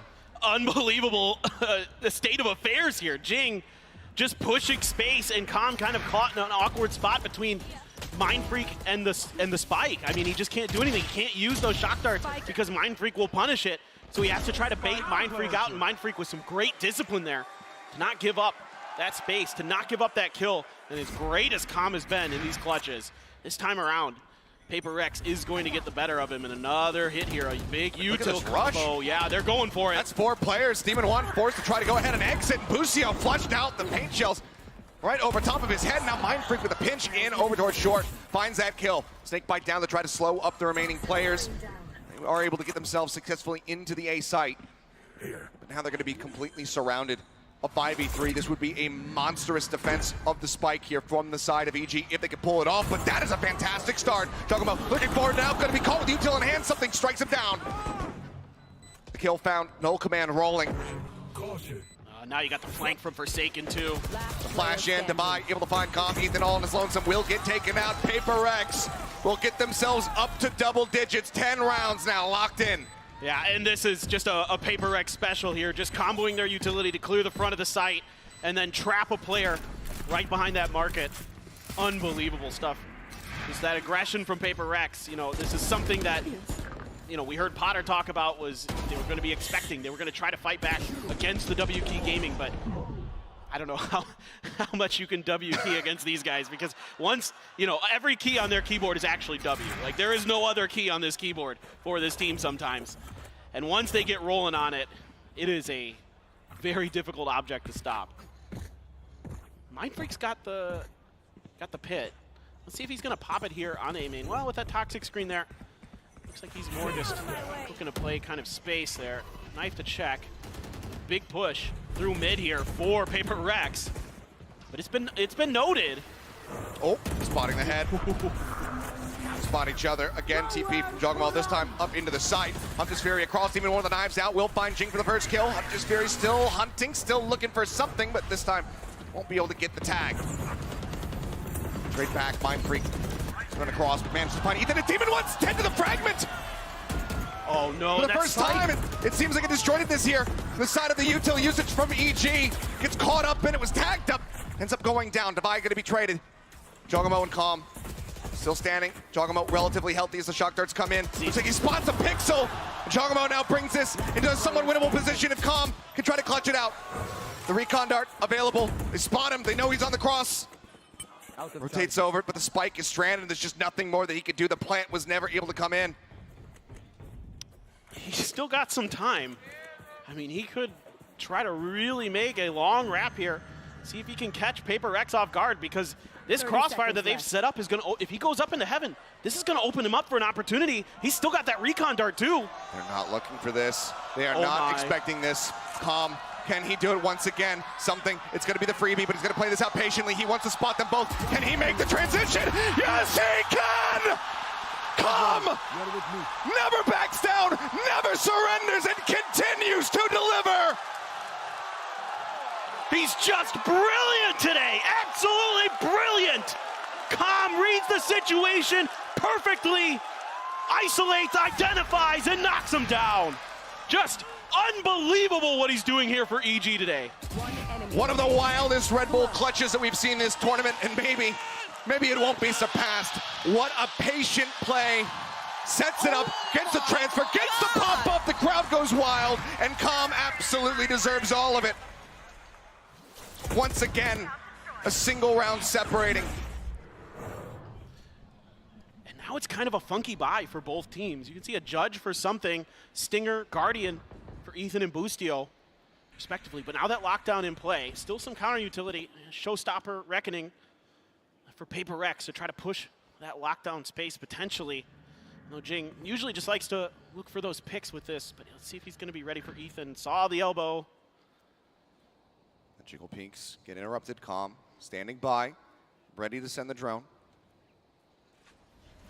Now going to be backing away from this position.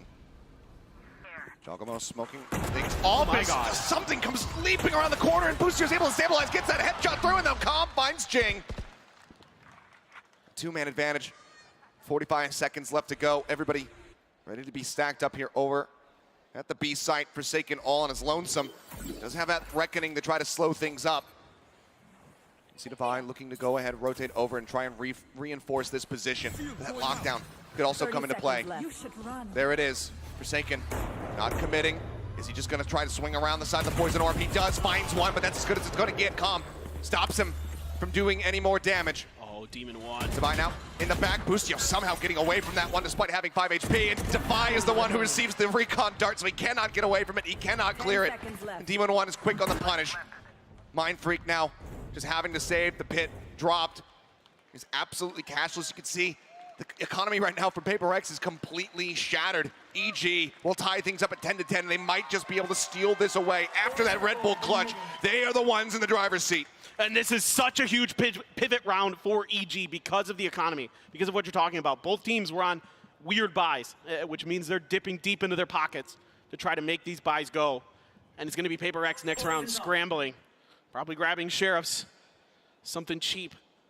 You know, and we still haven't seen that op be able to find its way into something's hands on this Reyna because it's been so back and forth, because neither team can really build a large enough bank account to invest in it.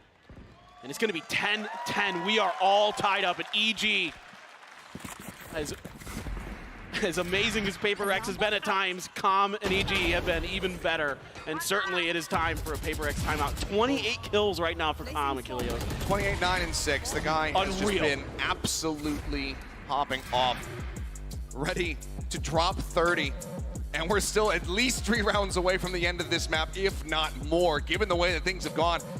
Who knows, this could just very well end up going to overtime, but this is a round, these are 2 rounds now that PRX very much need to try and recover from, and that is why we see Alex pumping the brakes. I'm sure he's got some words for them, saying, okay, maybe a little too much WK. No such thing. How dare you?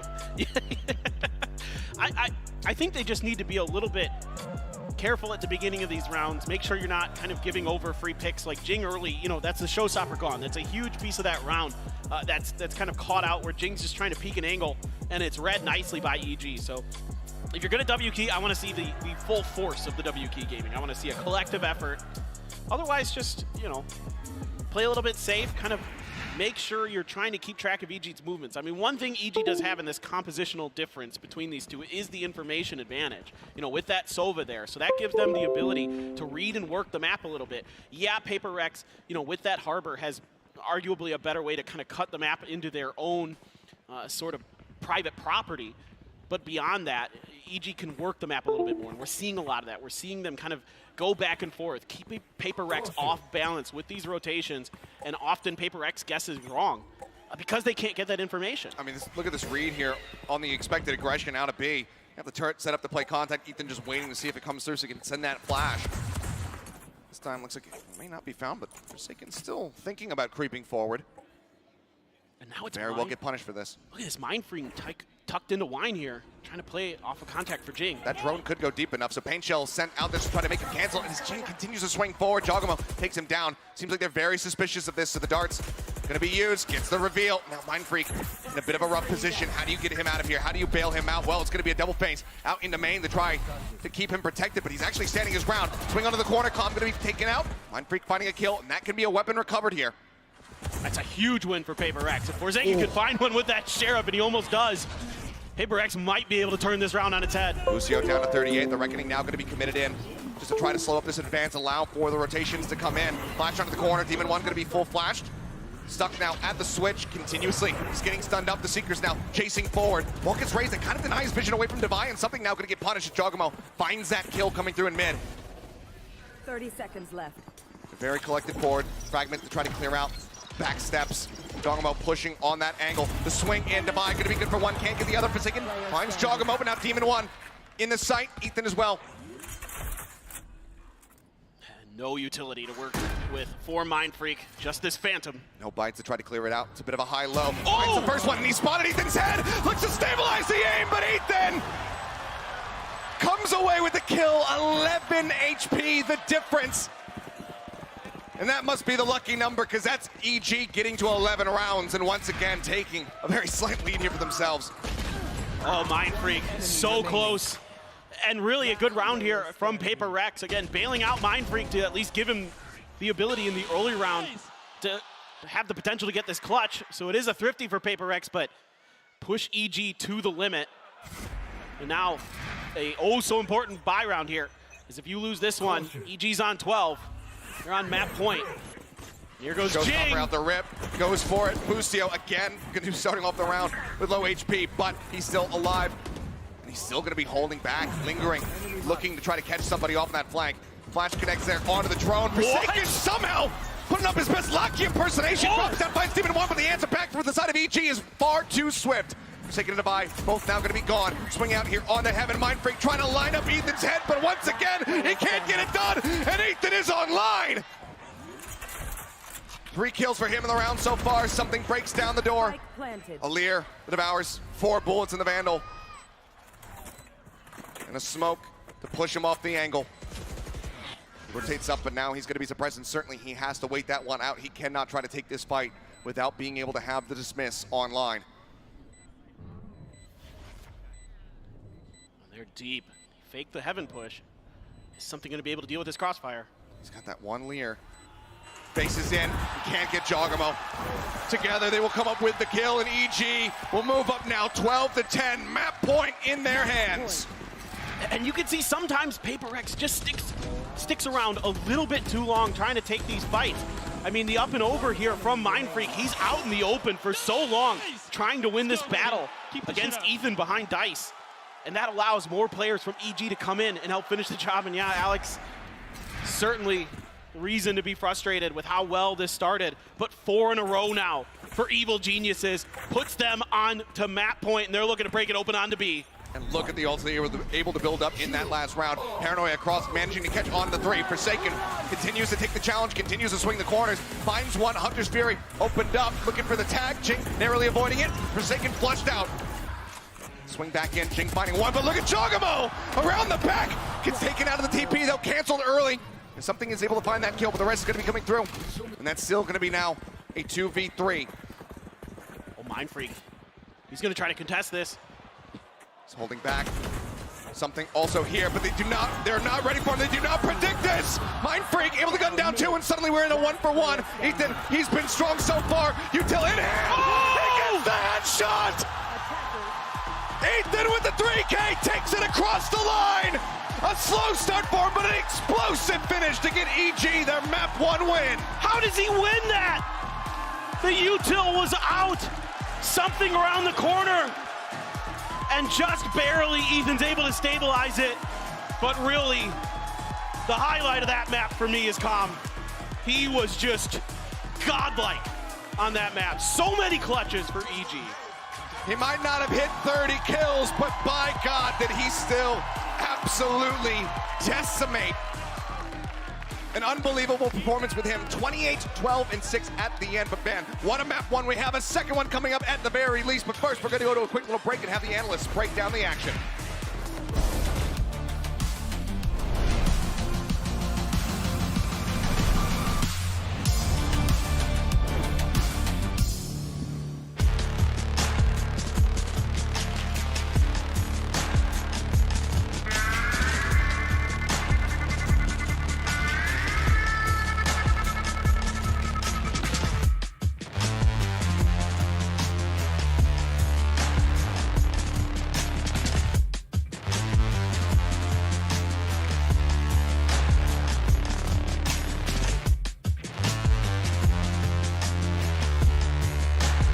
When you play an actual ranked game, it's 50 minutes, but how much are you actually shooting?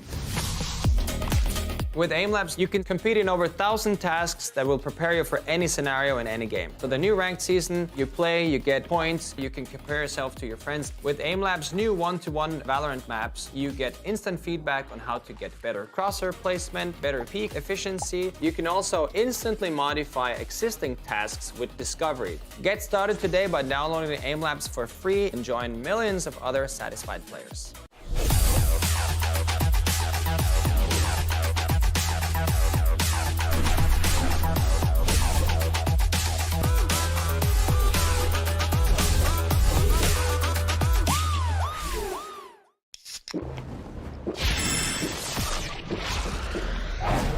Red Bull gives you wings.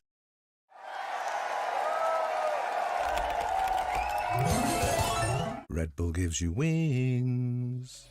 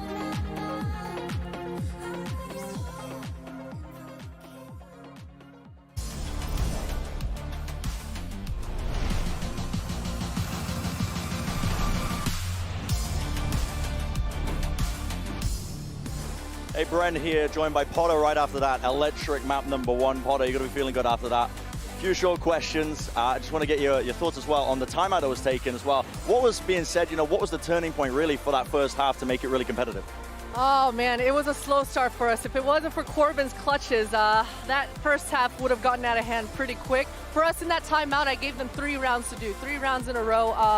There were confidence rounds coming for us. PRX had some good reads though. They had some good reads for us. We had to make quite a few adjustments there.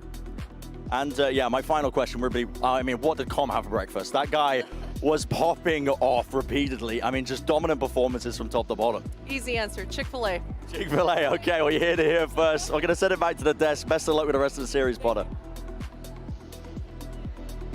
I don't know about you guys. That's quite a heavy meal for the start of the day. But if it works out for my boy, then it might as well work out for me too. I mean, the best thing for EG might be that the finals are on a Saturday. I guess so he can have his Chick-fil-A on Saturday morning. If it was a Sunday, he doesn't get it. They may be in trouble. Joke. No dice. We've gone too deep down the hole. Yeah, did I? This is way too deep down the hole. All right, well, welcome back, everyone, if we haven't made you leave already. Of course, as we look to break this one down, what a match we just witnessed. EG coming from the clutches of defeat. It looked like PRX Sideshow had their number. For a good chunk of those rounds, it was boiling down to heroic clutches. And ultimately, it would be EG continuing to show why they are a damn good Ascent team. Potter was talking about Com's clutches in the first half, but he was everywhere. He was he was like white on rice. Yeah, like a spider monkey. He was all over PRX at all times, winning huge rounds, having a live game, I think, and also helping keep the rest of his team in it, who actually weren't having that great performances individually. This is the map where they needed to dominate, and I think they still need to win 2-0. It's looking shaky out there. I think, Com can be very happy with how he performed, but I'll be going in the back room and like, guys, can I get some help as well? Like, are you going to play the game too? Yeah, I think Com was very good. I will say there was a bit of a glow up for the end, at the end for a couple of players on EG. Remember at halftime, Com was like what, 20-7? Yeah. Just closed things out. It was a very close end of the map, but Com had a couple of outrageous performances, but I do think it wasn't just Com at the end of the day. I think a couple of the players around him really stepped. Ethan had outrageous rounds, and we hadn't talked about Ethan very much. Yeah, well, you know what? I'm so glad that you're bringing this up, because we're going to continue to talk about Com for our Verizon high-speed moment of the match, because guess what? That round 19 clutch needs to be watched again. And yes, Doug, I totally agree with you.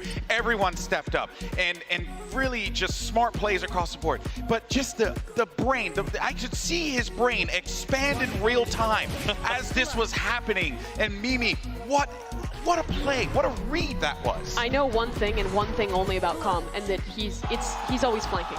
He's never not been flanking. This guy wins so many of these late rounds just by doing that. But he was excellent throughout these clutches. I think for EG, the slow start is real. Because like you're talking about, Ethan had some great rounds towards the end. And I think in particular, it seemed like Bussio's calling was really warming up. They had some nice ideas on that attack side, using really like late round darts to fake out an A exec, go out towards B, setting a lot of those fakes that were super effective against PRX, I think, to be able to close that map out beyond just the insane individual performance from Com. Yeah, they're going to need more though. Yeah. It's I mean, about to go to bind, it's about to go to for pearl. PRX. It gets more difficult. Yeah, I will say this though. I think EG showed, I think they displayed excellence in handling a lot of the aggression that PRX threw their way. Think about PRX's defense side. I don't think there was a single round where they didn't right off the bat take B main control. Right? Yeah. And they learned how to navigate around that. A lot of times they were corralled towards A, they were corralled back in their spawn, and they were able to navigate through that. So if they can continue to handle that aggression, that PRXian fire that we see from them, I think that bodes well. Yeah, I mean, look, I think that what we saw was resiliency from Evil Geniuses really being put to the test by hyper-aggressive PRX, and it's only going to continue to be like this. Now, of course, let's go ahead, though, and take us over to our aim lab shoot-around for the time being. This time, we're going to be checking in on Demon 1.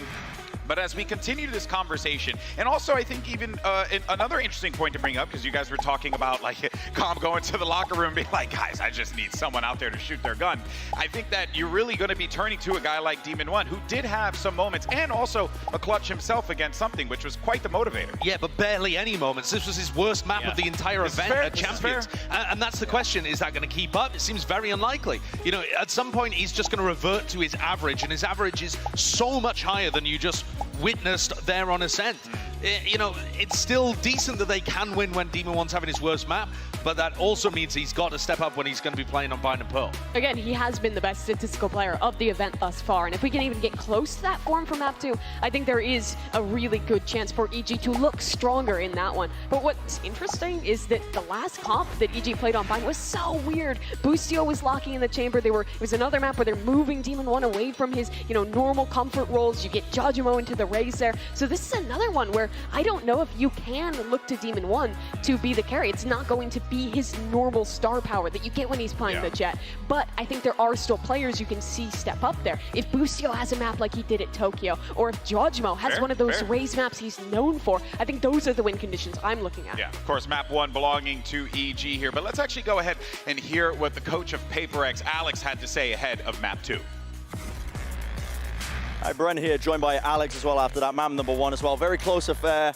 You know, it could have gone either way. Short and sweet, what adjustments are you going to be making for the rest of the series here to come back into it? I think we were a little bit nervous coming into game one. We let them come back into it. I think we had control of the game and the comp clutch killed us. So we're going to try and keep it calm, keep it happier, and try and just be less tense. Keep the nerves in check as well. All right, well, best of luck, Alex. Moving forward in the series as well. Back to you guys. Keeping the nerves in check is what the mission is here for PRX. Quite shocking considering that pistol, they just flew at them. Right out of the start with a lot of confidence, Mimi. So it does feel like PRX does have that confidence, but when that cage gets rattled, it gets rattled quite aggressively. It can, but if there was a team to be able to rally back, I think it would be PRX. Agreed. They were really the first team to make a reverse sweep happen, to win their international league all the way back in Pacific. Like we've been talking about a lot, sometimes something just needs that moment to warm up, for everyone to get used to the stage together. PRX is good in these moments. I'm looking forward to the Rays head-to-head. I really am. I feel like, you know, Giacomo has talked up the fact that he respects Jing. They both have insane movement. They're going to be the tip of the spears for both of these teams. Admittedly, we're expecting something to put also on the Reina. Yeah, and you know what, though? I would actually tip my hat a little bit more to Jing, because I feel like Jing was having one hell of a game, and if he keeps on firing like that, Josh, I really can't see how EG try and top him, especially if he's going so freely on bind. He actually performed better on the defensive half as well, and his utility was really important for them controlling like B-main, as you were talking about earlier, Doug. They're going to be starting on attack side here on bind, and that was where Jing was just kind of sending himself in so that something, you know, the defenders are distracted and something entries. So that's the combo that you should look towards. Those two players on their attack side are going to be looking to tear holes in EG's defense. Yeah, it's almost like when we had the chamber meta where the dive player is more focused on just creating space to enable that second player in to thrive. And I think this is a very good map for something. We already saw him looking quite good on the Reina in the first map, but especially in those first few rounds, that first half. And I think this is another comp that is really built around enabling him, especially since PRX, again, has so many creative options here. You'll see really strange pathing with the harbor walls coming in, Jing going like back sight on their A execs instead of just taking normal space. It's a very disruptive style to play against. And that's what concerns me a little bit, because in the first half on Ascent, when you saw PRX attacking, Forsaken was getting huge value out of putting his cove down in the chokes to let them into sights. And it took EG a long time to adapt to that. And frankly, they were saved by Com having a life gain. If someone doesn't step up to a really huge degree for PRX, for EG, then it might take them still a while to adjust to what PRX are doing and using the harbor utility in that kind of way. Yes, they just played against a very similar comp, but when it's a new map, it's new ideas. And with PRX, you do all the VOD review you like, they'll be coming out with new things creatively on the fly. And here's your Prime Gaming Agent Select, and once again, we're going to see that Reina Rays. You're going to get the Harbor in action as well, and Demon 1 is actually swapping over to the Chamber. We saw Boostio take that role last time. I love that change. I think Demon 1 was on fire when he played Chamber on this map previously. I prefer it. I think it makes more sense. Get him out there. I also think it's really important for that to be where you have the chamber, because again, he had a slower game. He had a slower game in map 1, so get him a little bit loose, get him comfortable, set him up for success, and really let him go. People haven't really watched this guy on Chamber, but back when he played Tier 2, when he was an unknown name, this was his star agent. He was taking names in smaller tournaments here. Yeah, he's super comfortable on Chamber, so I think that's a great change. But on the other side, Josh, you're already talking about some of the things that can make this PRX comp so good. I think one of them is with this dive of Jing and the double flash combos you can get with the Reina Sky. It can be pretty difficult to play Chamber against that. I expect PRX to prioritize shutting down those TPs. Now that you have Demon 1 on Chamber too, you can actually leave him alone to guard one of the sites with his trademark rendezvous setups, and you can start force stacking the other side on defense, which is really good against a PRX team that doesn't default very much. Well, let's find out if this rematch goes the distance and if PRX can walk away with the win here on Bind. Let's go ahead, for the time being, send it over to your casters, Achilleos and Paperthin. Thank you very much. Yes, it's now time to go into map number 2 to see whether or not PRX can do what we saw from the side of EG. Get a win on their map pick. It was hard fought, but slipped through their fingers at the very end there. PRX need to be able to rally back. And one of the things that we've heard, you know, from Coach Minnie as you were interviewing him actually just a couple days ago is that when you do have those losses and it's so close, to the very end, that can be way harder to recover from compared to when you just get blown out of the water. Yeah, exactly. The good news, I would say, if you're a PRX fan, is historically we've seen them bounce back quite nicely after any kind of loss. It doesn't seem to affect them too much mentally. Of course, they had the first ever reverse sweep in VCT Pacific, in VCT history, period. They did. Well, looks like pace again going to be set here very quickly from the side of PRX as they storm their way over onto the A site. Teleporters around the back here. Do start coming through as Demon 1 looks to hold the line. It's going to be good for one. Something going to be taken down, but Jing with that frenzy will answer back. Site now going to be occupied. For a plant in the back here, it would seem. Swing around actually into the front. Forsaken. Trying to get this spike over more towards default. This Mind Freak tries to hold the line at backside. Can't make it happen here. Ends up getting taken out. It's just a bloodbath here. Suddenly we're into a 2v2. Forsaken still tagged up, creeping through the smokes, getting decayed down. And now it's all in Dubai in the blink of an eye. Such a fast rotation. Got one flash to try to play with here. Shots continue to come his way. Spike scooped up. He's gonna go through spawn. Looks like he's going to creep his way across. He's just going to try to exit. He does have time to play with, but they also have a teleporter on their side, so they can very quickly get their way over to the B site. This was just a brilliant rotation here from EG. Quick into the teleporter. This is the same kind of pistol setup, except map sides are swapped. They leave the chamber on one side, the other 4 players on the other, so they can pivot around that chamber if need be. Otherwise, they give you a really ferocious defense. Let's see if Devi can put up a strong defense of his own here in this post plant. They're looking to play right into him. 92 health. Jogomo. Frenzy at range, the first one to face, gets some damage across. The double face comes in, he gets the dink, but cannot get the kills. And that's going to be the pistol round going the way of EG. Second pistol win for them as they start things off 1-0. Yeah, again, just a brilliant setup on these pistols from EG on Bind. Going back to what we saw against Foot on their defender's side. They won that pistol, and then they strung 6 rounds together on Bind last time they played it. So absolutely, see if PRX can stop the momentum. Just a pixel spot there. Just enough.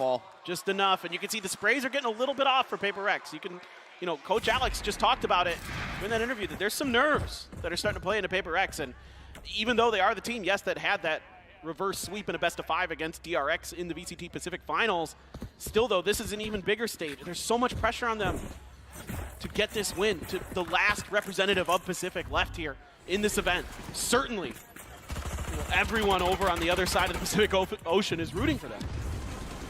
Some sprays down short. This is just going to be a full set coming through. Jing going to be taken out first and foremost. Good damage across. Now on to something. Can they find any value whatsoever? It seems like the answer is going to be no. And there you go. It's confirmed. Jogomo with 3. A Prime Gaming flawless here in this anti-eco round. EG showing up huge. I mean, Jogomo now already 5-0-1 on the start. 2 orbs away from having that showstopper online. Look what they're doing. They're 5 stacking B. It's like they've kind of tried to download the way that PRX maneuvers round to round, how they change sides round to round. Okay, finally now. Okay, they're going to send Calm back to the other side. I think realizing that maybe that might not be the ideal play. But PRX is just going to spread the map a little bit here. Just Forsaken on his own towards short. 2 showers, 2 hookah, and a push out. This rush. Yeah. Footsteps going to be noted. Something for the spot 1 has that. The Smith can take it. Yeah, he needs to. Down to 10 HP, but now the healing is going to be gone as Devi falls to Boostio. So he needs to rely on another kill or an assist to be able to try to get any kind of health back. They've got to clear the smoke. Calm just lurking forward. You know that Judge is around. Do they sense this? Sky Smoke comes down. He pushes up into this one. Forsaken just on the edge. Pushes in, finds the headshot, flushes him out. A major play here for Forsaken. Anyone else goes down, he continues to lurk in that position. That could be the round gone. Something now going to try to get all the way around through that defender's spawn. Catch them by surprise. Jing up close, just on the opposite side of the wall. Managing to find 1. Continues to spray in. Will be able to find the second. Boostio gone. Now it's all on Demon 1. Mind Freak getting a bit of a read here. Swing under the corner, and he can't quite get his head lined up. Mind Freak survives with 10 HP. His PRX will get themselves on the board. Yeah, and I like what EG's showing here. Showing some pressure, showing some things that PRX has to respect going forward. Something that's going to be in their minds. Forsaken just barely getting the better of Calm here. I mean, if Calm had been turned another 10 degrees to his left, he might have been able to take Forsaken down, and this could be a completely different round. But again, sometimes PRX just kind of as brilliant as they are on the fly, as brilliant as they are kind of developing their own unique strategies and methods, they do kind of lose track of possibilities, of situations. You know, I think back to the first Hunter's Fury from Kama on the previous map. Here, they're maybe not quite reading that judge play after they got, you know, smoked by it a couple times in the round before, but Jing gonna be grabbing that orb. Again, name of the game for PRX oftentimes, get Jing ult. Dog out, gets a good amount of information, spotting too, and something unable to find the punish. Ethan will scurry away. Meantime, 3 players now inching their way forward, getting ready to attack here onto short. Oh, look at this high-low. Oh, yep. Shoulder spotted. Lear's going to come through. That does not catch onto Ethan. They will be able to gun him down. Nice pick, but that's just a solo player. 3 players here in response to the side of EG, ready to go on this A site. As rotations begin from the side of Demon 1 as well as Ethan. So Ethan's going to linger just to see if there's any additional pressure, but Jing into the back, ends up getting gunned down. His combo will be able to find a second as well. Forsaken gone. The nade forward, Devi has to exit, gets himself out of lamps, avoiding the damage. Showstopper at the ready, should he feel that he needs it. And that was Spike. Yep. Stranded in such a poor position. Challenge into the corner, Jogamo wins it out. Now on for the flawless, and they will find it. Yet another one tucked under their belts, EG moving up 3-1. And some concerning things in that round for PRX. Some great holds here from EG. That high-low setup there with Demon 1 is sort of pseudo-bait for Ethan to use the pop flash around the corner. But you got to be careful with these Reynas. Playing on your own, it's so feast or famine. And I'd like to see something work with, you know, especially Forsaken and some of the other players to kind of get some of that momentum, get that blood underneath him, get his confidence going, because his aim already looks a little shaky to me. A lot of times he might at least ding up Ethan there on Ethan's jiggle peak. Instead, he just whips completely, and it's a delayed reaction as well. So still, though, going to be Spike on the other side. They're going to try to clear some space, make sure the Octagon here is empty of that brilliant util specialist defense. He has to back up. Trademark cleared. And now a lot of space being gained here by PRX. Something that killed them sometimes on their defender side. On Ascent, giving up space, and oh my god, Demon Push 1. up the challenge, yeah, gets a little bit of damage across, but it doesn't matter, nothing that Ethan can't fix. Will come in, he'll get pushed back up to 100. It's just a quick little spot. Divine out grabbing the gun. Still 4 members now pushing out of hookah, wall coming up. It's gonna cut off Demon 1, but he still continues to play it forward. Ethan falling, looks for the timing, swing, but Forsaken turns back to actually get that covering fire through. Only outbite as well, gonna be used. Calm just trying to spray out through Labs, and Forsaken swings over the corner, and he guns down 2! Gets himself a 3rd kill in the round. Now it's just Boostio left standing. Can you find anything to take this round to at least make it a little bit more costly for the side of PRX, given that they have not been able to build up too much cash? Any eliminations found would still be very strong here for the side of EG. Pushing up, looking for the time. Oh no! Goes for the jump and just can't quite reset. Devi helps bail out something in case he wasn't able to find it himself. And that's going to be PRX now bringing it back to within 1. Yeah, I like the entry here for the side of PRX. Again, clearing that space to make sure they've got Hookah and Octagon to work with this time. Forsaken just getting in there, using that cove to cut off that elbow angle, or if somebody's close to the B main door. Really smart. Hopefully we don't see any of those coves that are a little bit questionable for questionable lineups. Landing on top of Covey rather than in front of it. Yeah, it was totally on purpose. Yeah. 3 times in a row. Early Molly just to try to stop any aggression, but as we can see, everybody's playing very far back on the side of PRX. Rotations now beginning. Off the back of that Trailblazer call here from Demon 1. They're rotating heavily off the back of that Trailblazer, kind of expecting some sort of basic pushes here. A lot of teams use those Trailblazers as kind of their lead into entries to kind of get their info, especially with this comp that PRX has. And yeah, they're gonna dial it right up. I've got your trail. Oh my god, that paint shells. Okay, there's the Cove. Actually has the setup this time. Something is dropping down. Orbital strike up over the top. Juggernaut with the rocket, managing to find one, but then Jing takes him down with a showstopper of his own. Ethan gonna be stunned up here on the backside as the reckoning comes across. Oh. Busio pushing out from the backside, managing to find Forsaken. Jing taken out. Answering Orbital now from Busio. Turns to the side, Divide, finding the kill. Trailblazer cleared out. Orbital shuts it down. Narrow margins here. Demon 1 cannot get the op shot through. A 2v2 as Ethan creeps his way forward into the smoke. Whoa! Tips back, finds Mind Freak. And now Devi, all on his lonesome. Ethan Calm on the opposite side, the spike still in 30 his hand. seconds left. Can just take the teleporter. It looks like that's exactly what he's going to do. The timing on that flash, it just doesn't quite catch Ethan. He just steps back and up. Unbelievable. Flash into backside, doesn't get the confirmation, but footsteps should have been heard. He gets the timing swing. Calm trying to get up on top of him, but now time is running low. 11 seconds, the tap, the swing out. Devi cannot get it. Ethan, with 3 here in the round, will stop PRX from tying it up. The way that EG plays these 1vx's is so good. Yeah, they give away the first, but the second, the noise is cut, and Devi has no idea how to do this. This flash, how in the world does this not catch him? Either way, plays okay. around it. Just gorgeously gets the read, gets the kills, and now it's going to be a timeout here. The brakes pumped, and a sigh of relief, yeah, as PRX looking to try to right the ship. I don't know if it caught the corner of that building. Either way, that's a huge moment that round that swings it over, and PRX have to think about this because their money's a little bit shaky. A couple rifles are going to be able to be bought, but the money's a little bit slim for Forsaken.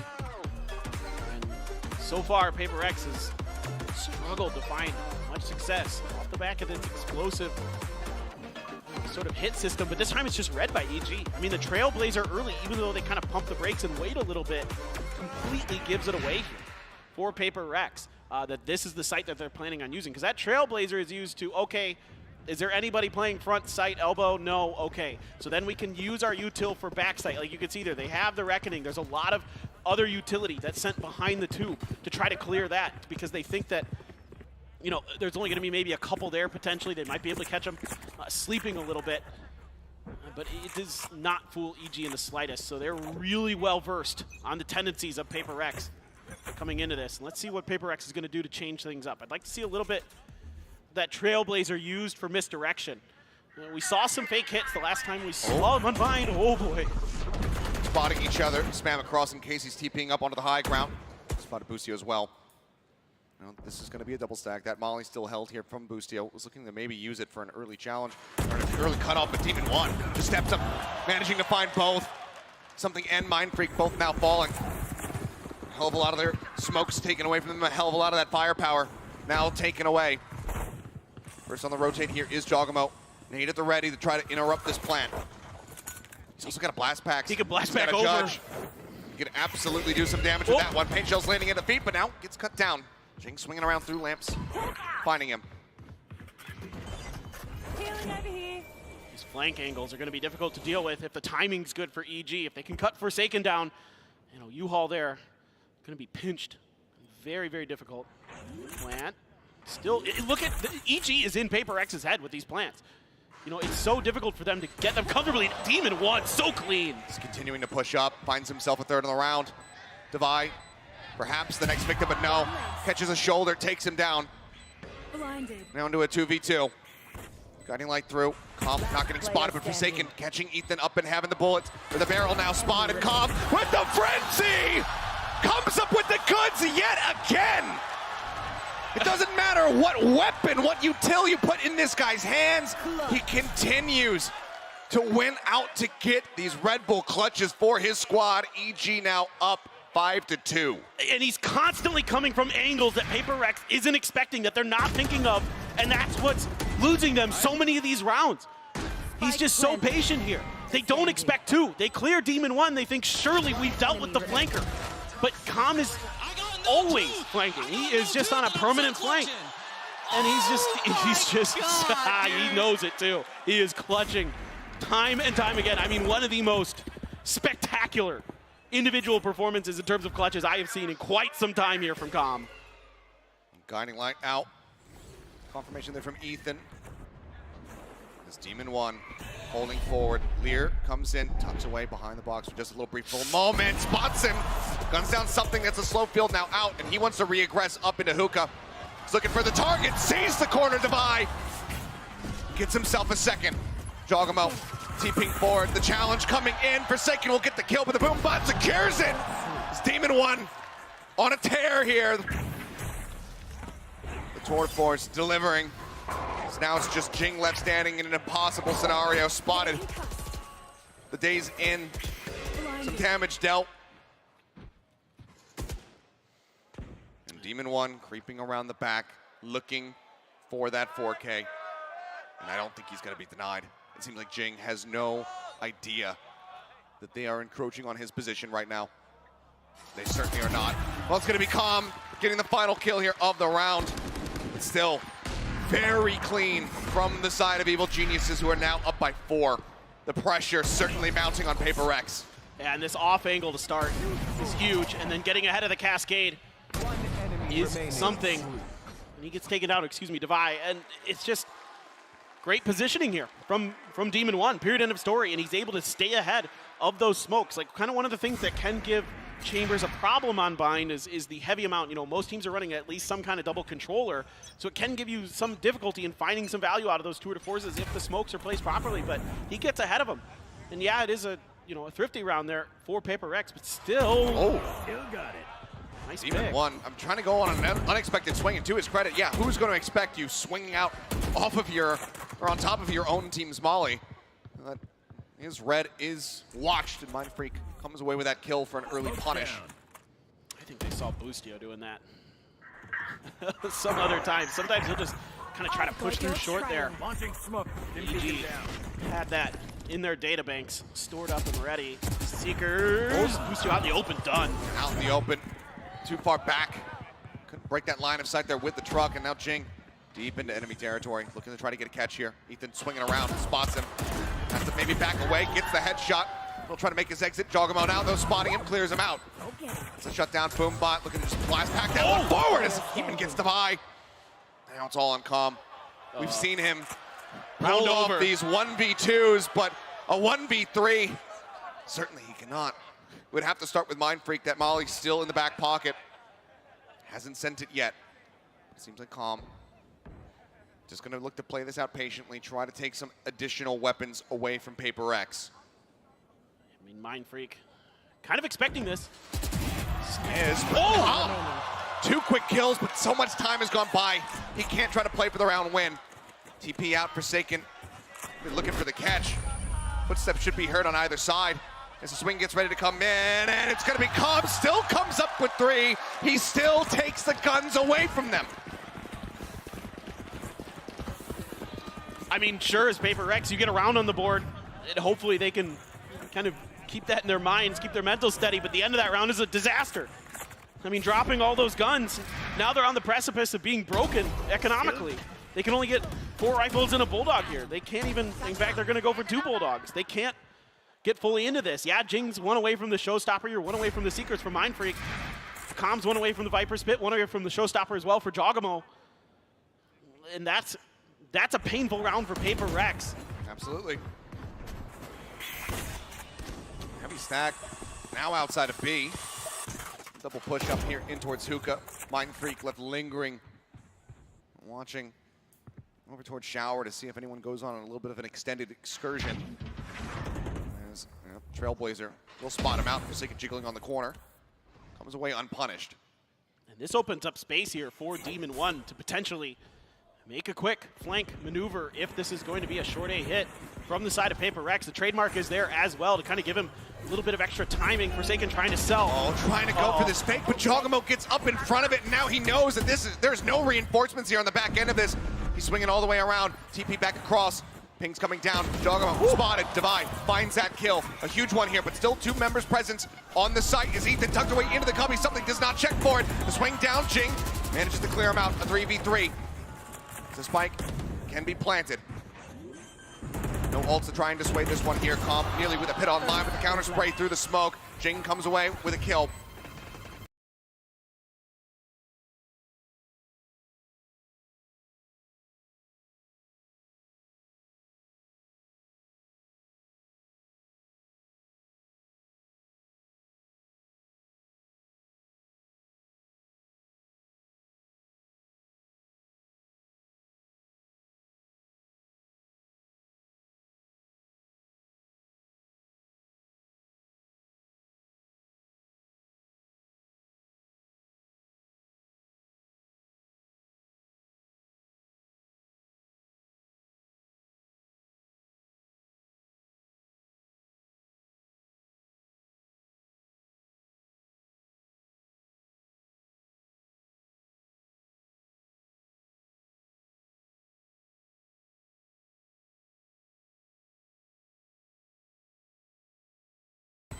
Busio going to be down. Demon One calm now in a 2v3. Showstopper now for Jing as well. He's going to play point. They know he's there. Here. They don't have the fight to try to flush him out. They're still looking for it. Challenge swing comes in. Demon One now brings it back into a 1v1. Devi narrowly gets the win. Can upgrade his Bulldog, but again, it's just so much damage dealt here to the side of PRX, who are just trying desperately to hold on to whatever cash they can get. No doubt. I mean, even though PRX is getting wins, EG is making them fight tooth and nail for it. Top to bottom here. I mean, a decent entry. Mindfreak able to get into that cubby, but that trade there for Jing, and it puts Devi in a really difficult position, as great as Devi has been all year with these clutches, with these key moments for PRX. Right now, I don't want to get... That could make for a very rough round for PRX. Yeah, I'm pretty curious to see how PRX wants to approach this. If they're just going to try for a quick hit off the rip, try for the double satchel into the Showstopper. But you do have a lot of ability to sort of clear that pit potentially. You have the orbital strike, you have the Showstopper to really make Com's life miserable if he pops that pit, and they want to try to pressure it. I see a lot of them stacked up towards short A, something on his own to try to contain B long. Flash to check him, and now he's going to go back. And here comes that Trailblazer again, immediately rotation drop from EG. Dog spotted. Rush forward. Jing, Showstopper around the back instantly takes out Busio. Demon One swinging forward, trying to catch him off guard once again, but Devi does come away with a kill. Judge in hand. Jing gets rid of Jogamo. Oh, going by across, still tries to challenge forward. He doesn't even get any damage in. With a stinger, will find it, and now he can go ahead and recover that Judge for his own purposes. It's a bit ambitious there, Jing. Well, I think it should be done and dusted for PRX at this point. Ethan with a ghost is and a stinger. Gonna see if he can make anything out of it. I mean, that's the perfect weapon for Calm. He says, all right, I'll just use that in the next round when I drop the pit. Yep. Ethan, let's see if he can do anything at all. Devi knows that he's going to be holding on that right side. Flash across, the one tap.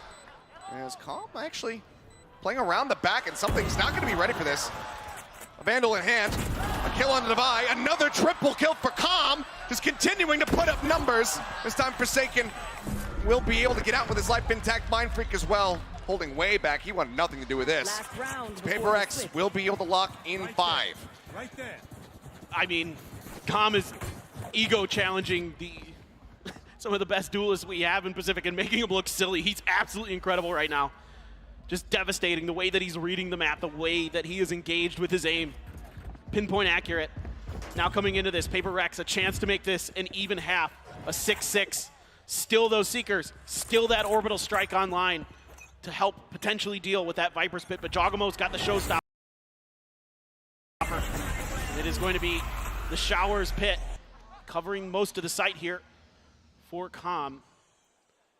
But it's a hookah push. Demon One going to be watching it. Just the Vandal. This is heavy reliance on Demon One, as well as Ethan to try to hold this line, and hold the line they shall!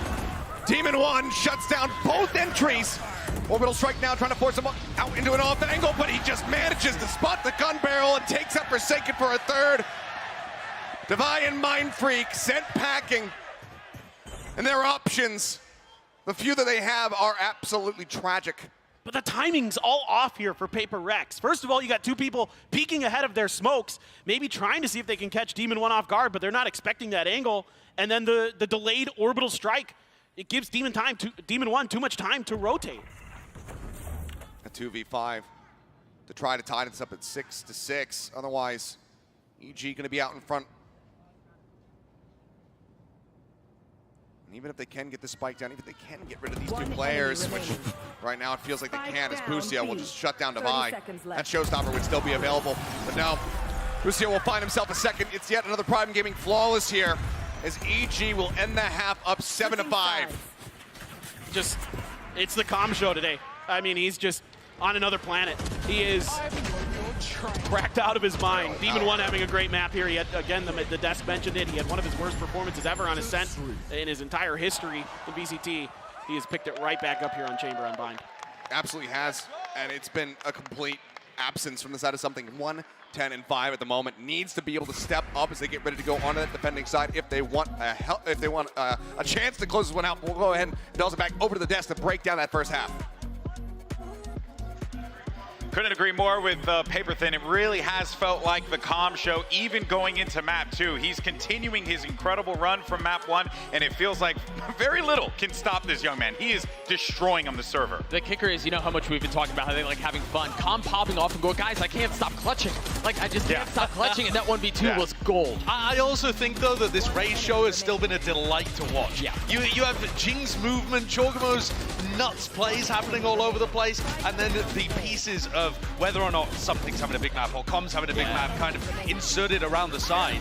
I've been looking forward to this Raze head-to-head, and it's delivered. It absolutely has. I think Jing has honestly done a really good job of just creating space for the team, trying to give something opportunities to thrive, even if he has been struggling a lot this map. But on the other hand, I've been really impressed with Jojimo. He always does a great job of putting pressure on these plants, throwing out his nade, throwing out these satchels to buy time for these EG flanks that were so effective at punishing Paper X's style on this map. Yeah, I think that the flanks and the gameplay ideas in general for EG have been fantastic.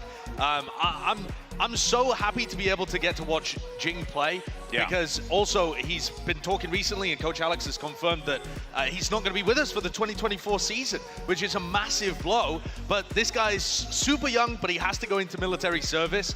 You can see Alex talking about it here in an interview with Round of Gamers. But to have Jing in this position also means that this tournament is going to be everything for them. This is his chance to actually pick up a trophy. He's part of that core that has defined Paper X for so long. When this team made the final at Copenhagen, when they've won in Pacific, he's always been there with this squad. So getting a win here, getting into the finals is going to be so important in Jing's last hurrah. Well, let's go ahead and send it right back over to the casters.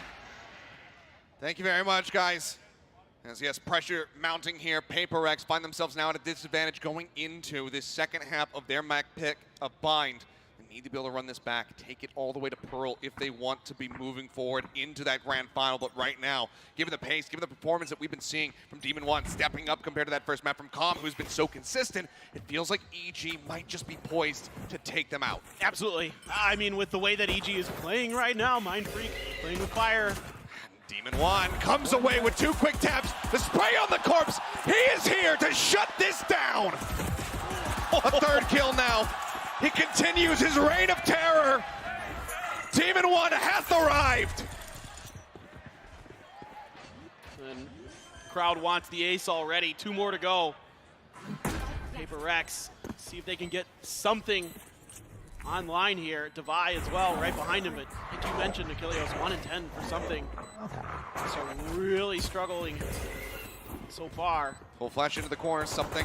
Still trying to creep forward, but it's going to be Jogamo taking it away, so no chance at that ace. Devi able to find the punish, but it's going to be as good as it could possibly get as well. As Demon 1 will move up 4 kills in that round to try to fast track a tour de force, and Evil Geniuses will close out another pistol round win. 2 pistols now. Fine. Paper X gonna have to dial up something crazy. They're gonna go for a force buy is my question. Probably not, it looks like. Not quite enough money, not enough damage done to really justify it. Now you've got a Vandal already in Demon 1 hand. Full armor to back it up. Guardian for Boostio. Tons of firepower here as they look to put some pressure on Hookah, but look at this. It's a stack. 4 players waiting right there. It's everyone. It's all 5. Oh, it's all 5. All 5 players from Paper X sat here in Hookah, waiting to see if that push-up's going to come through. But you could see EG, they say, we know how you like to play when you're in these positions. You like to stay grouped up. You like to try to catch us by surprise. And oftentimes go for some form of rush play. This time, they're not having it. But EG, do they get a sense of this? You can see they don't really want to peek out over here towards Hookah.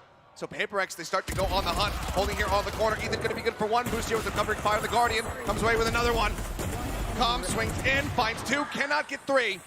It's all in Devi. It's the clear out, the Boombot that is tracked in to get the kill. Honestly, I think more kills than we might have expected for Paper X to walk away with, but it's still Evil Geniuses now moving up 9-5. And the Roomba getting in on it today. He's got a couple kills as well. It just a really good hold here from EG. I mean, a lot of their early rounds have been spreading the map on their attacker side, kind of just looking to see, you know, what their opponents are going to do. They did this against Foot, especially early on their attacker side, where they really spread the map, sold some fakes, and then went to the other side of the map. So they're really cagey. They're really coy on their attacker side, making it very, very difficult. Looks like they might go for a fast hit. The blast packs are in. U-Haul going to be under control of Jogamo with this judge. Something holding up on top of truck, able to find one. Jogamo able to just go ahead and shut him down, however. Looks for Jing as the paint shell going to be sent through, and it forces him back into the front once again, but Senkin will strike him down. Wave set up, comp, low, spike planted, but Boostio taken down as soon as that spike gets on the floor. Demon 1, he's been living up to the name thus far. How demonic can he get here in this round to try to drag it back to get that bonus conversion? They're just holding it. Never mind. They'll just stick to the fuse. Yeah, you know. And in the end, Com will have to go down. That'll be the cleanup. Here's Mindfreak, just gets the wall bang. Shut him out. Fairly clean and very necessary for PRX. And we'll pick up that round, but there's still more work to be done. And I love the way Forsaken plays this round on this Harbor. He backs up Jing there over on the back of A towards the U-Haul to make sure that Jogamo can't really find any more damage with that judge. And then immediately a cascade comes out, cuts off short, and isolates the player planting. Isolates Boostio, and able to find a follow-up kill. Really make sure that EG's not able to find any extra damage. Because now we're getting a little aggressive out of long B. Boostio, that was so close. Close, but avoids the shots. Something in Divide just backing away. Meanwhile, basically about to happen here. Into Hookah. Jogamo just spraying through. Just make his exit. Doesn't want to overstay his welcome here.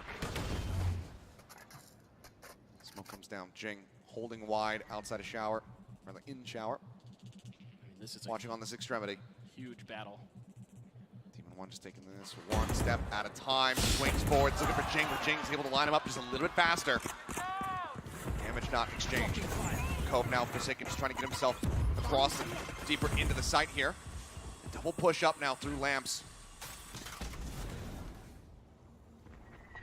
Spot to make sure they hadn't pushed out. Oh, the timing. Forsaken comes up huge, catches him with paint gel in hand.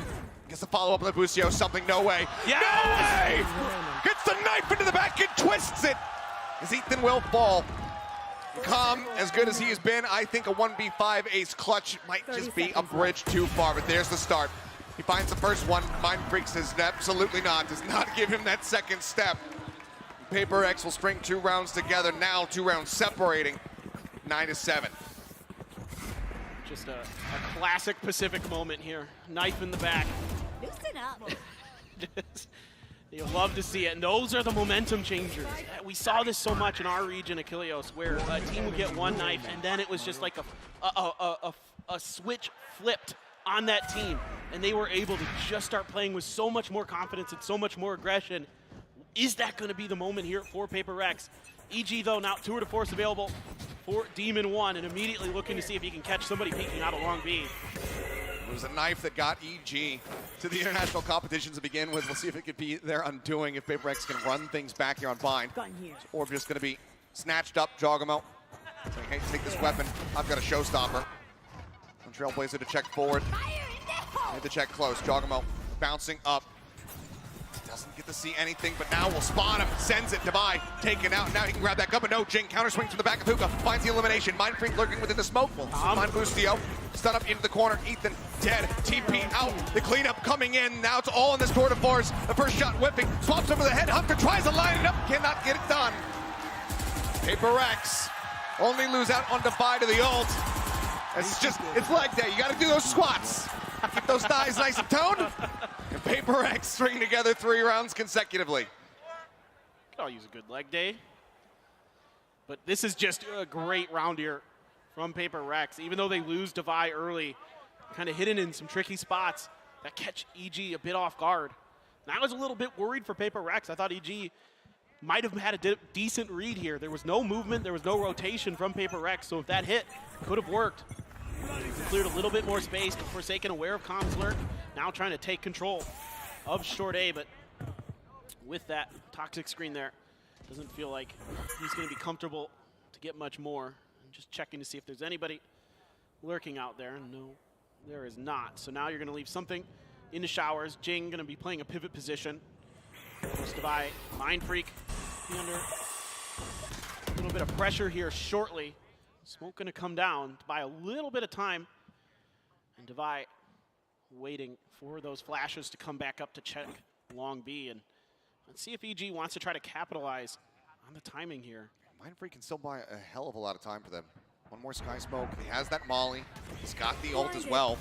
Try and deny the plan, but yeah, he's just going to send the Molly now, trying to stop anybody from jumping out of hookah. Creep up continues. Giacomo right on the edge of the window. There. Pinks trying to set up for the nade. Send it in towards backside. Orbital strike cuts off the advance there from Guard. And Forsaken, however, swinging in, managing to find one. McComb comes up with two. Another hefty start from him as Jing tries to get in behind, gets the dink through the box, and is able to finish the job. Now into a 3v3, the TP across something, gets the first shot, takes a dismiss, sends out the leer, backs away towards short. Sees the gun barrel, the swing in, gets himself another one. Bustio now in the back of sight, and he's got his knife out. Something's running for him, he is hungry, but it's gonna be Mindfreak who comes away with that kill. You can see that they're starting to get fired up now, tied at 9-9. And now we're seeing a pivotal piece of the puzzle for PRX. It is that op for something. And once he gets rolling with this, once he gets these dismisses online, you can see he can work these angles so well on the outside of Showers. We've seen this before. We saw this in the Pacific Finals where he gave DRX fits around that corner. Now he's gonna be doing it again. And EG Comm still very good, still very strong with those openers into hookah. Really just throwing everything he's got. Just an unbelievable performance he's had here so far today. And now Evil Genius is gonna pump the brakes, try to figure out how they want to identify and isolate and eliminate something's op.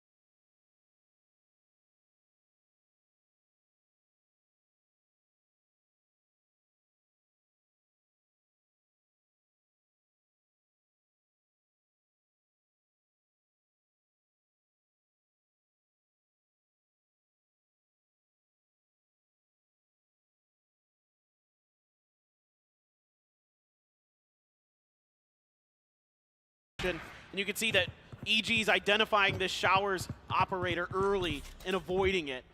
But now it's shifting over to the long B side. And instead it's going to be a watch for a short A push out, because we've seen Forsaken do that a couple rounds here on their defender side for PRX. And now something trying to gain a lot of space. Saw the elbow. On the prowl, there's the wide swing. Bustio not spotting him on the first jiggle. Now gets punished. Looks like something's still going to be anticipating some pressure coming out here from long, but as we can see, it's everybody shipping forward now in towards hookah. Seeker's going to be let loose to buy. Just looking to try to spot. Flash up, Sky Smoke down.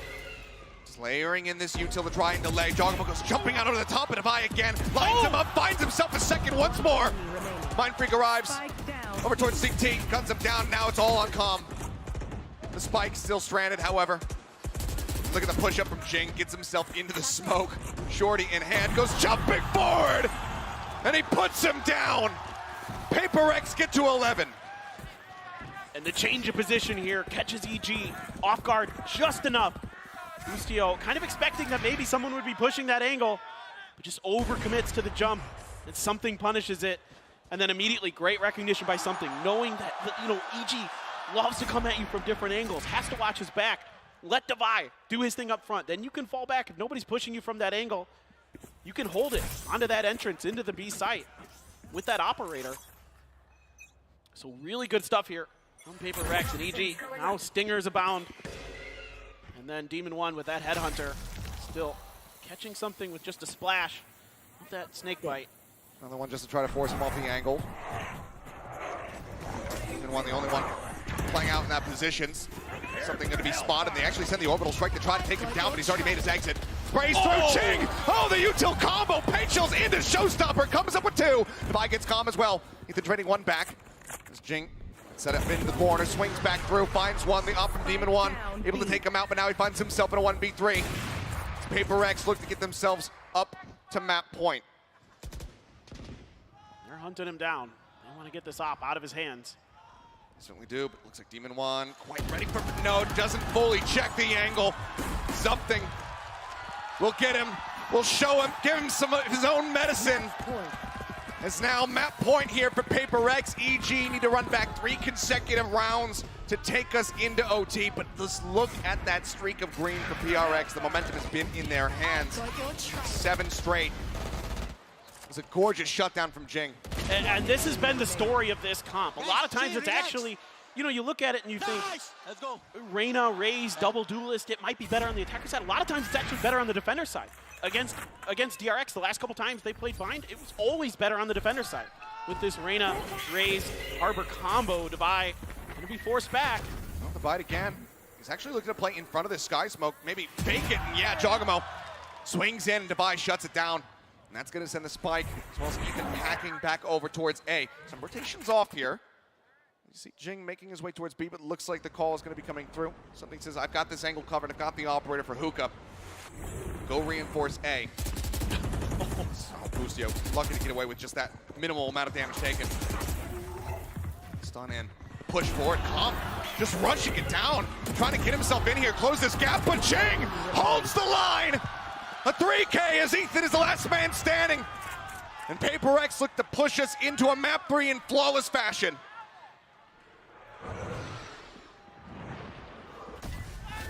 Delaire forward. Ethan wisely not spraying at it, doesn't want to reveal his position. But now, what do you even do in this scenario?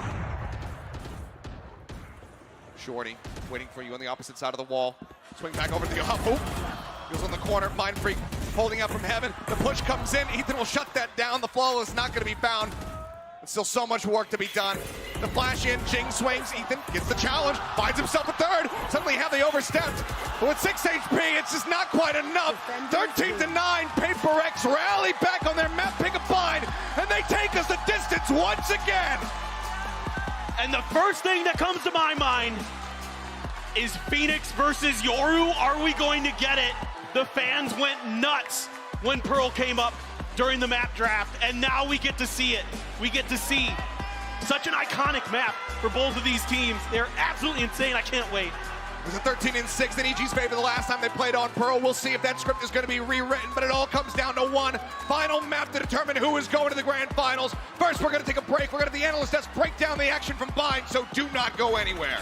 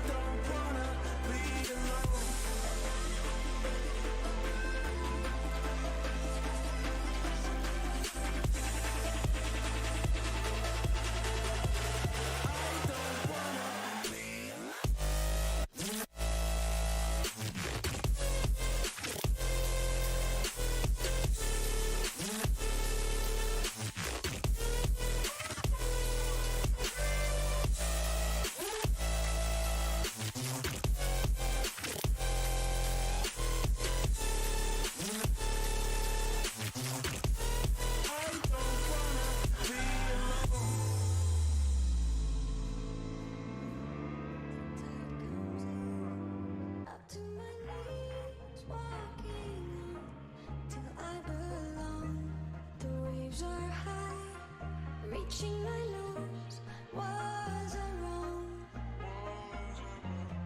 to try and find whatever was left of me? When I don't mind leaving the rest of me behind, looking hard for what I can be. Write my promise deep in the sand. Everybody's facing the sea again. Looking hard for what I can be. Write my promise deep in the sand. Everybody's facing the sea again.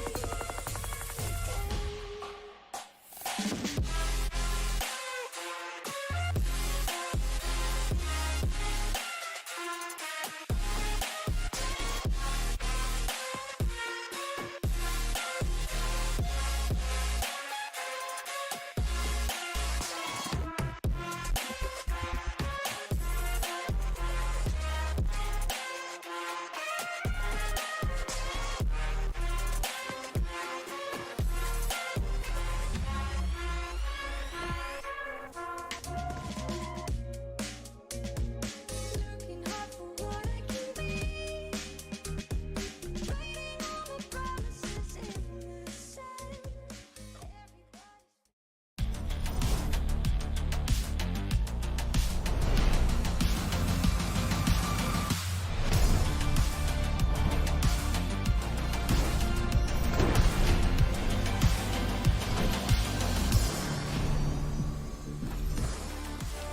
And we're going to map 3, but don't forget, guys, you don't want to miss out on any of the action throughout Champions by downloading Riot Mobile. You can receive alerts when your favorite teams hit the stage, catch live tournament streams, check on the scores, and you can also stay spoiler-free if you're catching up on what you missed. There's a brand new update out today, and now you'll be able to check on your own match history. Riot Mobile is available in the App Store and Google Play. Use the QR code and have a good time. But welcome back, everyone, to Champions Los Angeles here as we are being pushed to a map 3. And oh boy, am I so happy about this, because Paper Din and Achilleo said it on the cast, right? When Pearl came up, people were cheering, people were excited. They wanted to see a clash in the underwater city, and that's exactly what we're gonna get. And there's a lot to be excited about, right? You know, we may have the Yoru, we may have the Phoenix, we may have all of this silliness going down on Pro, but I think to think about Bind in particular, I was really impressed with the tenacity that PRX showed. I think they just rolled them on the defense half as well. Their helps. defensive utility is so good. They're throwing it all at the right times. Mind Freak is breaking them up with the Molly and with his ultimate. And then you've also got Jing flying around the map, having value. It looks like an excellent defensive half where they have tons of good ideas. Yeah, and for EG, it does seem like they ran out of ideas a little bit. It was constantly these like defaulting into these late round B hits that were constantly being shut down. This comp that PRX runs with that harbor, with that brim, you just have so much stall to shut down these executes. And their players like Jing and Devaya are really willing to fight forward while those execs are happening and find weird little positions to take out the initial players, normally dodge mode, diving in. Look at how good this is. They've got a Cove-in backside to keep them safe so that they don't have to give up backside control. They have a Molly that goes down really early underneath Hookah. They have a Brim ult that goes over towards Long, and then they've got Sky Nades. All of this stops the B hit from coming through and funnels them into something's operator, which is holding over towards Showers. It looked impossible for EG to be able to find openings just by running these execs. They needed earlier to be able to force out utility and to be able to fight for picks and fight for map control. And PRX just weren't giving them any opportunities to do that. They were forcing them to go 5-man site hits, which they just crushed. And that was exactly what they wanted, right? If you're going to continue to try to funnel out as 5 through Hookah or something like that, some of the utility you're just referring to, there's no way out. Right? So you can tell it just felt like they were hitting a brick wall towards the end of the map, and they just kind of fell apart. It also helps. Suffocating. But it also helps that something just turned on and That's went nuts. Yeah, that is true. And I'm glad you actually brought that up, because at the beginning, we were a little concerned of whether or not something was going to be showing up in this game. And Mimi, that's exactly what they ended up getting. And granted, it came off of some really great team play from across the board. But the fact that something was ready and prepared really showed that he did the job that he needed to do. I mean, this is a terrible start from something. He was 1-10 in the first half playing Reyna. I mean, he's like average ranked Reyna that he's inspiring in that moment. But the second half, he starts knifing people in the back. He gets this operator out. And as well, when players were being funneled away from the B site, he was the guy on A, shutting down with that weapon. So it was a great rally for something. And I think now heading into Pearl, where he plays on the Jet, where a lot of the comp, again, is built around enabling him, having him in this form is a great sign for PRX. Yeah, I mean, the other great sign for PRX is that his partner in crime, Jing, is going bonkers. He's up at the top of the scoreboard playing the Rays. He's going to be playing Phoenix almost assuredly in the next map, and we've already seen him have excellent form with how he's playing. So I think they're going to be applying a ton of pressure to EG. Yeah, when I talked to Jing, he just said that, hey, slotting in with this new second duelist, this new duo, it was no worries. Like, they just fit together instantly. And you're seeing it here in the server. When one player is struggling, be that Jing, be that something, the other is always stepping up, holding some of that burden. That's the reason why PRX is so strong, because there's always that player that can come out and give you the all-star performance. Yeah, I mean, we've barely talked about Forsaken. We've barely talked about Mindfreak. Like, any of them can do it. Any of them can pop off. And both of those players were amazing, especially on map 1, actually, too, where Mindfreak went nuts. I'm a bit concerned, though, for EG. I think their best chance of winning this game was in a 2-0 fashion. I think going to Pearl, their Yoru comp looked amazing on Pearl, but I'm concerned how often you can bring that out. Like, to me, that's a bit cheesy. It works. It's great.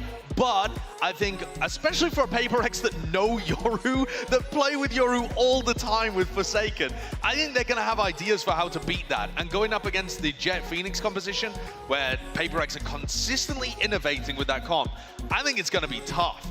I think what is strong about EG, though, is that they've shown us multiple comps that they look excellent on Pearl. They already were playing the more default composition with the Sova, with the Astra that everyone normally plays. So I actually think them playing this Yoru comp might make it a little bit harder to prep against them, because there is that possibility they switch back. They can change style against PRX, especially with this little like 2-day break between the playoffs and now the finals weekend here. Yeah, I couldn't agree more. I think that EG have shown that they have a lot of layers, right? It's a team that defines themselves on their game plan and what they bring to the table going into each of these matches here. But you know what? I can't help but feel like when you go to Pearl, you're probably going to get punched in the face by Jing's Phoenix. It was lost just yet. too good, Yeah, man. it hasn't lost. But EG haven't either. This tournament. Yeah. And they've run two comps.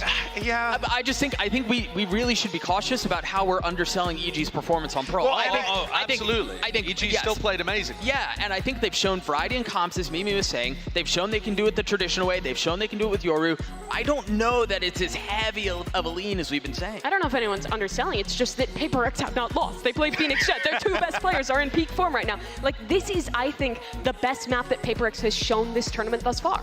What a fun way, though, to end this series. Oh, for sure. And send somebody to the grand finals, having what we were expecting to be a Yoru versus Phoenix showdown on Pearl. I want to ask Wouldn't have it any other way. I want to ask a question, though. Is it considered, like, when they busted out the Phoenix, I'm sure everyone in Pacific was like, what is this gimmick comp? You know? mean, Cloud9 were running it, too. Yeah, exactly. At the beginning of Americas. Can we say that, like, how It's not a long gimmick. do we say the same thing about It's Yoru? not a gimmick. It's I actually don't think. Sure. I don't think That's Yoru's, what I'm asking. I don't think Yoru's that much of a gimmick either. I think it's just about finding more creative ideas, right? Yes. And I think that's something the PRX excel at, because they're constantly innovating. And with EG, we don't actually know how deep the strat book goes yet with this comp, because we've only seen them run it once. I want to quote a good friend of mine, Brennan, when he said, you get shot, you die. And my thought is that around Valorant, if What your a team poet. is good What a enough, poet. if you have a composition that you have a solid idea behind, that you execute well, you can make anything work. I think PRX is the #1 prover of that point, and EG is definitely the team who has shown the ability to do so as well. And I think both these teams actually have really well fleshed out ideas around these comps. That is the most insightful thing that Bren has said in our many years. It'll be of his friendship. legacy. It'll be his legacy. Now, also, though, Ethan has not had, I think, the spectacular performance in this match yet that we've seen from him the rest of the time throughout Champions. And this is his moment to step up on a different role. He's been purely supportive over the course of Champs, apart from when he plays the Yoru. And then he takes things into his own hands, finds his own timings, makes his own plays. I think this is his chance to lock the Yoru and step up and take his team to the grand finals. I don't know, I really like how Ethan plays the Yoru in particular too, because yeah, there's the duelist element to it, but he also kind of serves as like a drone. Right, he's getting so much info when he's ulting in. He's getting value. They're pinging out on the minimap. They're hitting execs off of it too. I mean, he's an initiator, really. They're combining darts with his Yoru Flash. When they're playing this composition, he's the fastest rotator. He's giving them information. He's just really doing the same role he does on KO, just with the gimmick of the Yoru in the mix, which I think is awesome. And in the Prime Gaming Age, it's like, we are getting a shot at the grand finals between a Yoru and Phoenix. What it's beautiful. Forsaken might win this game by telling the rest of his team how to beat Yoru. You might not even know it's happening from him just on Killjoy. Forsaken might win this game and send them to the grand finals just by his mouth alone. He doesn't even need to shoot at people. Just set up utility and then just calm the whole time. Yeah, guys, they're gonna do this. They're gonna go here. They're gonna use the TP in this way. Talk of calm, though. That guy has been ridiculous thus far this series. He's back on the Sova. He's so good on this role. And well, the Yoru is the thing that catches your eye. It's really, I think, the combination of him and Ethan that make this comp work. I couldn't agree more. I couldn't agree more. Well, folks, this is it. Win and you move to the grand finals, lose, and it's a trip to the lower bracket. But let's see how the chips fall on this one. Let's go ahead and make some noise for Map 3 as we send it back over to Achilles and Paper Thin. All righty, thank you very much, GP, as well as the rest of the desk for setting the stage for this epic clash here on Pearl. As soon as we saw the draft, we knew it was going to happen, that Yoru versus the Phoenix, something that we do not see in a Blue Moon, but I have to side with Sideshow on this one. Perhaps Forsaken will have the read, because you're taking a Yoru against the progenitors of this pick, the guys who made this look viable. Absolutely. I mean, this is going to be really interesting, but from what I've seen from Evil Geniuses, this Yoru is so clean and well thought out. So we get ready to go into what may be, for me, the most anticipated map of the most anticipated matchup between two teams. The Yoru and the Phoenix coming at you. The barriers are going to go down for them. Let's make some noise for the start of this final map. PRX first here on the attack, just rushing forward, looking to push the pace once again. They already checked that corner. Going to use this Blaze a lot to cut down into Alley. Oh, Ethan. Down, suddenly taking so much damage there from that entry. As Bucio's swinging on the corner, spots them all, flash, but now they suddenly manage to stabilize, find that kill, but Ethan comes up with the second one. Forsaken gonna be taken down. Damage across here on the Jinx, sends that hot hands right at his feet, keep himself protected, getting himself healed up. As the spike gets planted, a 3v4 to try to defend here from the side of PRX. You got one flash left for Jing. Vise is on cooldown. Oh, there goes. Jing taken out. To the ready, Demon 1. Dashing forward, Ethan, a bit of contact here. It's tagged up. Ethan trying to stay safe, spam across, that does interrupt that spike defuse. Mind Freak swinging on that pillar, managing to find another one. They're both quite so low. Ethan not quite falling. Mind Freak trying to hold it all down. 10 HP versus 2, Ethan comes up with the 4K, but the time dwindling. He's got it. Just about half this one in the bag. It's going to be so very narrow, though. But yeah, just over a second remaining. Barely any health. 2 HP, the difference maker. The reload costing them, and PRX dropping yet another pistol. 4-1 in that regard. EG way out in front. And you can see the preparation with both of these teams. So EG's kind of looking for some mid-aggression. Last time around on their pistol on their attacker side, PRX put a lot of pressure into mid. And PRX immediately checking for that Yoru around that corner, in that cubby by the pillar, on their entry in, because that is where Ethan had set up. And then a lot of times he's going to post himself in that cubby next to the pillar, send his TP all the way across the map. Look at the top, look at the north side of the mini-map. He sends it all the way to the overside. This gives him so much ability to rotate, but they're just going to try to pressure him. He's going to get taken down. Yeah, it does get taken out. And the fourth by coming in from the side of PRX, looking to try to catch them off guard, but now they are very well aware of this. Lucio being back behind the screen. The heavy rotations coming through. Now pushing up here onto the side. PRX is allowing for EG to go ahead and reinforce this position. I love this rotate. See if you can sell a little bit of false info here. Send Forsaken out to watch for these lurks. The dart from Calm, though, could give everything up. He's situated here on the high ground with that Bulldog, and he can deal a hefty amount of damage with it. Busio still standing, means that turret set up over at mid link. Would spot out Forsaken. So he's just going on a merry little walkabout. This is something PRX loves to do. They love to push sewers. They love to get and try to cut through your flanks, try to cut through your back lines. Smoke up, hot hands into the corner of Halls. Dart trying to reveal anybody who's moving up here into the side, but no one's going to be spotted. With 29 seconds remaining, they're going to actually go on this swing, but Forsaken ends up getting caught outside of water. And now they have to commit to this one. Where did they decide to go? Looks like it's still going to be over towards the A site. Right now, Demon 1 is going to be looking to hold down with this Bulldog, and losing this round already, the amount of people that they lost, is going to be devastating for the side of PRX, given that they forced up into this one. The push forward, gets the thing across, holding on the corner is Jogamo, and it all comes tumbling down! Ethan will be the only casualty here on the side of EG as they move up now 2-0. Just so well handled here by EG. Yeah, PRX, again, doing their homework, clearing out that position of Ethan that I was talking about in that cubby. And that's a real pain point for teams trying to deal with this Yoru, because it opens up such easy rotation, so much flexibility on the map. That's not even getting into the layers that this Yoru offers for this EG squad. The way that they're able to combo their utility hasn't come into play. But now already the dimensional drift is available for Ethan. A lot of times he'll save it for post plants. He's very patient with it. Playing contact in art has to be a weaker buy here. Ethan under pressure, going to be screwing on back. That's just going to be the gate crash out. Keep himself protected. Star set up. Nebula comes through, shock dart into the corner. Something taking a bit of damage from that one as they just go ahead. They just start W King forward. Jink finding one, pushes up into the smoke. Jogamo shuts him down. Takes a little bit of damage in reply, however. As you can see, the double corral out now into a main. Ethan as well as Jogamo.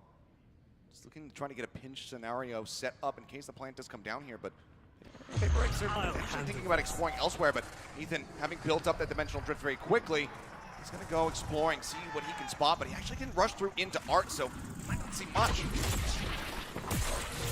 Back into spawn, yeah, he didn't see really much, so they either have to assume this is long B, or as kind of Ethan and Jogamo are anticipating, a re-hit towards A. You're going to see something trying to push through on this angle, and the pings come down. I think EG is pretty aware. Still a flash for Ethan in the pocket. Right in, Jogamo trying to creep up. It's spotted, but can't quite get the timing there to get the punish on the divide. Now needs to try to stand tall, but he cannot.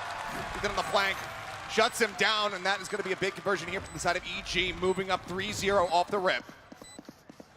Again, it's just so valuable the way that Ethan plays this, because not only can he rotate, but in moments like this he can get info that's so valuable, then use that gate crash to get back into a pivot position, a position where you can slide to either A or B there from that spawn to help out wherever they think that PRX is going. And again, him and Jogamo read it perfectly, right back to A. They work that angle around the box on A site so well there, make it so difficult for PRX to get anything going. And now Jing already won, run it back.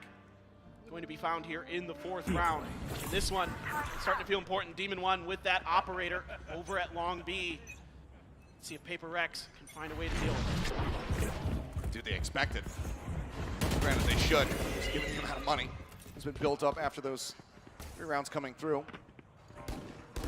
Back is oh, Ethan! This gets a timing shot.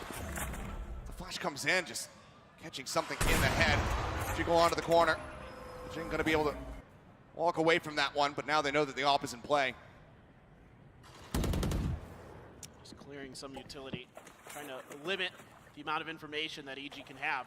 Still a lot of space being gained here for PRX. A lot of control over mid.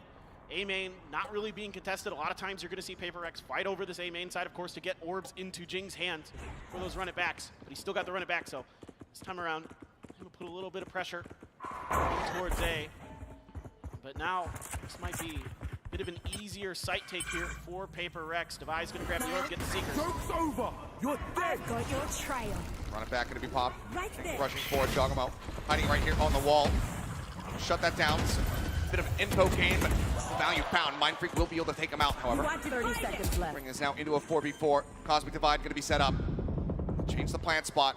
Something that, delaying it for a little bit longer. Jing now. Second round, they're actually trying to hold forward. Catches Boostio on the rotation. Tucks back into water.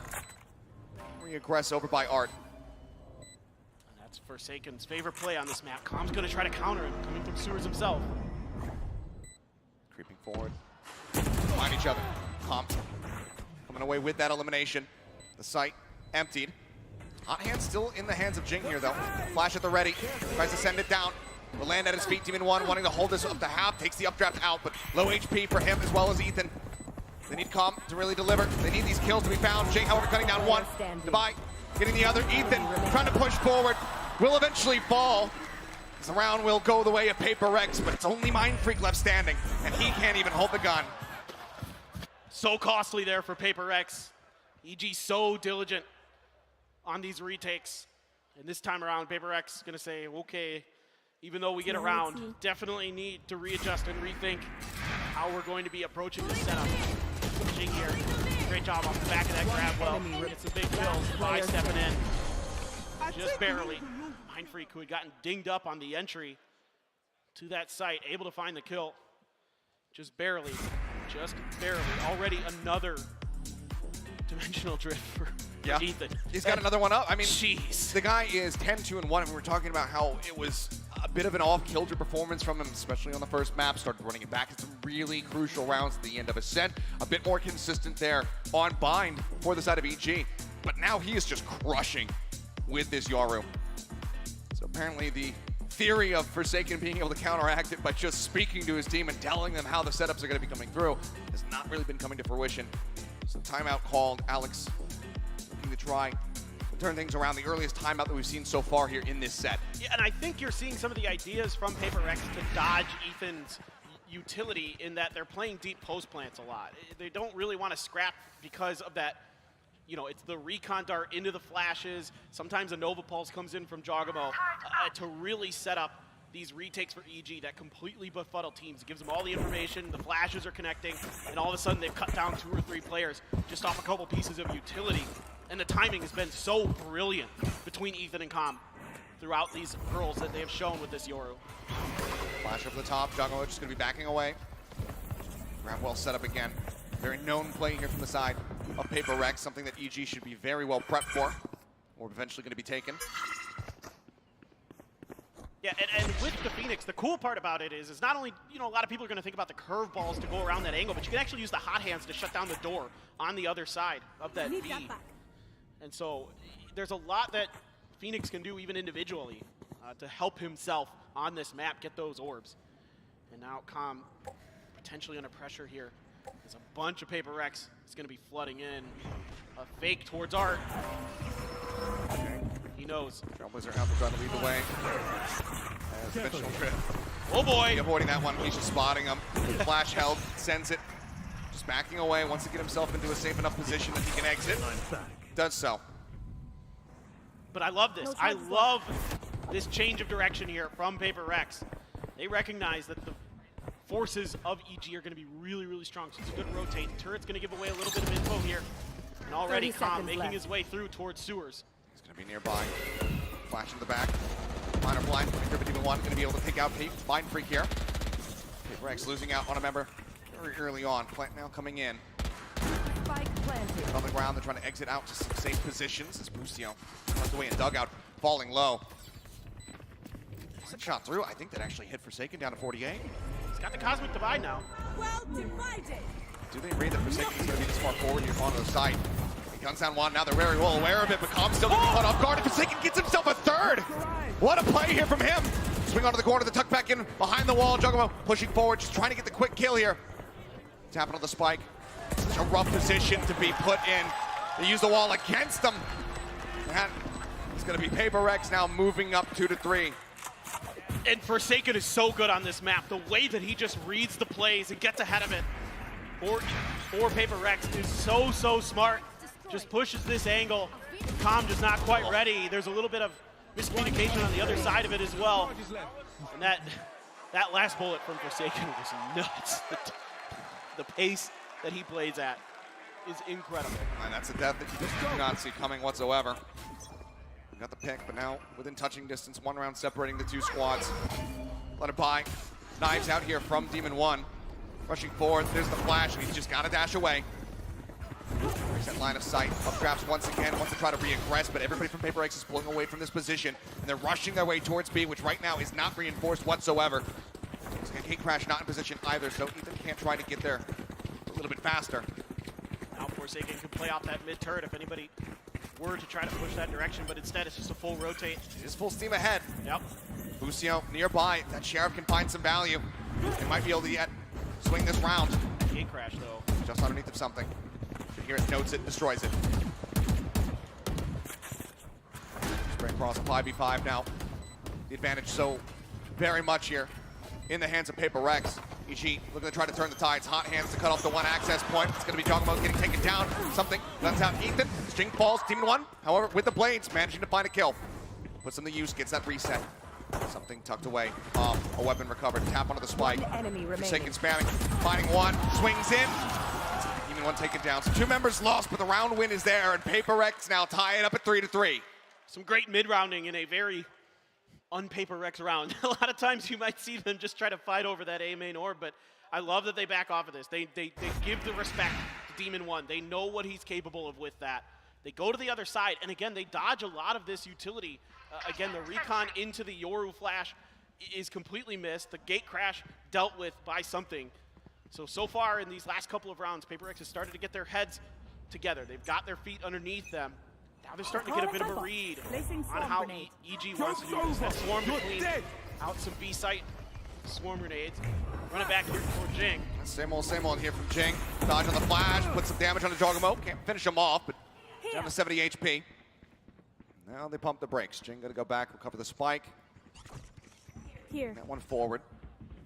Gate crash set up, so Ethan a little bit more free to try to explore the opposite side of the map, but just go ahead and join back in rather quickly. Full flash into something's face, just trying to play elusively. Up drafts, Fury across, finds Forsaken for a single tap. Something gonna be taken down. Follow-up hit, Jing down to 70. Hot hands available if he wants to try to heal himself up. The lockdown clears them all the way back into their own spawn. Look at where Mindfreak pushed you. They're letting him know. We know you like to go there. And recon not cleared fast enough. Jing does get pinged, but Forsaken swinging forward. Manages to get the timing across on a comp. Finds Jogamo as well to boot. A 2v3, however, the man advantage still going to be in the hands. Defy tries to play off the back of his own flash. Ends up getting gunned down, but Mindfreak! 1, 2, 3! Shuts them down! The Red Bull clutch to give PRX the lead! Unreal! Mindfreak has been put in that spot a couple times here so far at Champions, and this is the first time he's come through with it, and what a moment to do it for PRX. Unbelievable. I mean, vulnerable be damned, he didn't need it, they're all headshots. Ridiculous. Clean adjustments, knew where the swing was going to be coming in from. What a shutdown of here from Mindfreak, stealing the round away.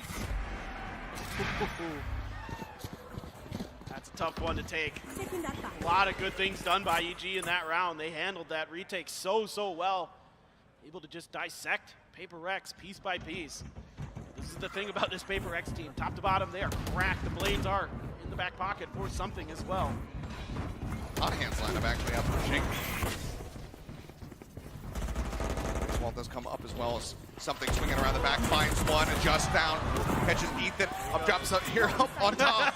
Just putting the fear of God there in the comm. You know that short. You don't know where I'm at. The comm pushing forward, does manage to find a time to be able to pick up a kill on the Divide, but they know exactly where Demon 1 is at. Headshot through the wall, weapon recovered. Chance at some additional damage dealt here as he's just going to be dashing away, rotating around and towards B main. Can he find more value? Can he potentially replicate what we just saw from Mindfreak? A 1v3 clutch to try to save this. And here is PRX. You got to be thinking, you know, okay, if he gets it, that's fine, but you don't mind sacrificing a few bodies. If you look at Mindfreak's bank account, they're willing to throw a few bodies at this to try to make sure this gun doesn't get through, and that's beautiful for Mindfreak. So well done. Can't make it happen. PRX close out that round, now 5-3. Starting to find their footing once again here. Now we'll get another purchase coming in, and EG Gonna be burning the timeout. Yeah, and I think this is obviously rightly so with 5 rounds in a row for PRX. And like I said, they've kind of gotten a read on this. They're able to really push and pull the map and kind of even dodge some of what I thought might be a problem for PRX is those gate crashes. It seems like they're doing a really good job of kind of keeping track of that timing. And who knows, maybe that's, you know, what Sideshow was talking about on the desk with Forsaken being able to kind of relay, hey guys, the cooldown, I think it's about 45 seconds or something like that on the gate crash. But just making sure that they're kind of very mentally aware of these timings, even though still has yet another dimensional drift. This is third one, 15 and 6. Absolutely nuts. Plushies are adorable, yes. It's still been a very impactful performance here from him. Unfortunately, not enough to keep them in that lead that they had initially. You see Bustio, the leader of this squad, struggling to find himself on the boards here, 6-2 with this Killjoy. Let's see if this could be the turning point round right now, as the players can fan back out. And I'm curious to see what they go with for this setup.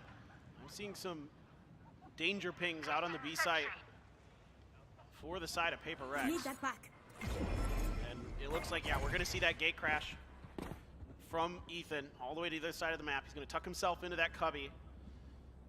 Something. Bladestorm, no op yet. Mindfreak. He's sitting on a Cosmic Divide. Potentially the post plan. This is just a play for an orb. Yep, here we go again. Commit the curveball, get the orb, get closer to that next run it back. One more to go. There's something ready to challenge him against Ethan, but Ethan gets the spray.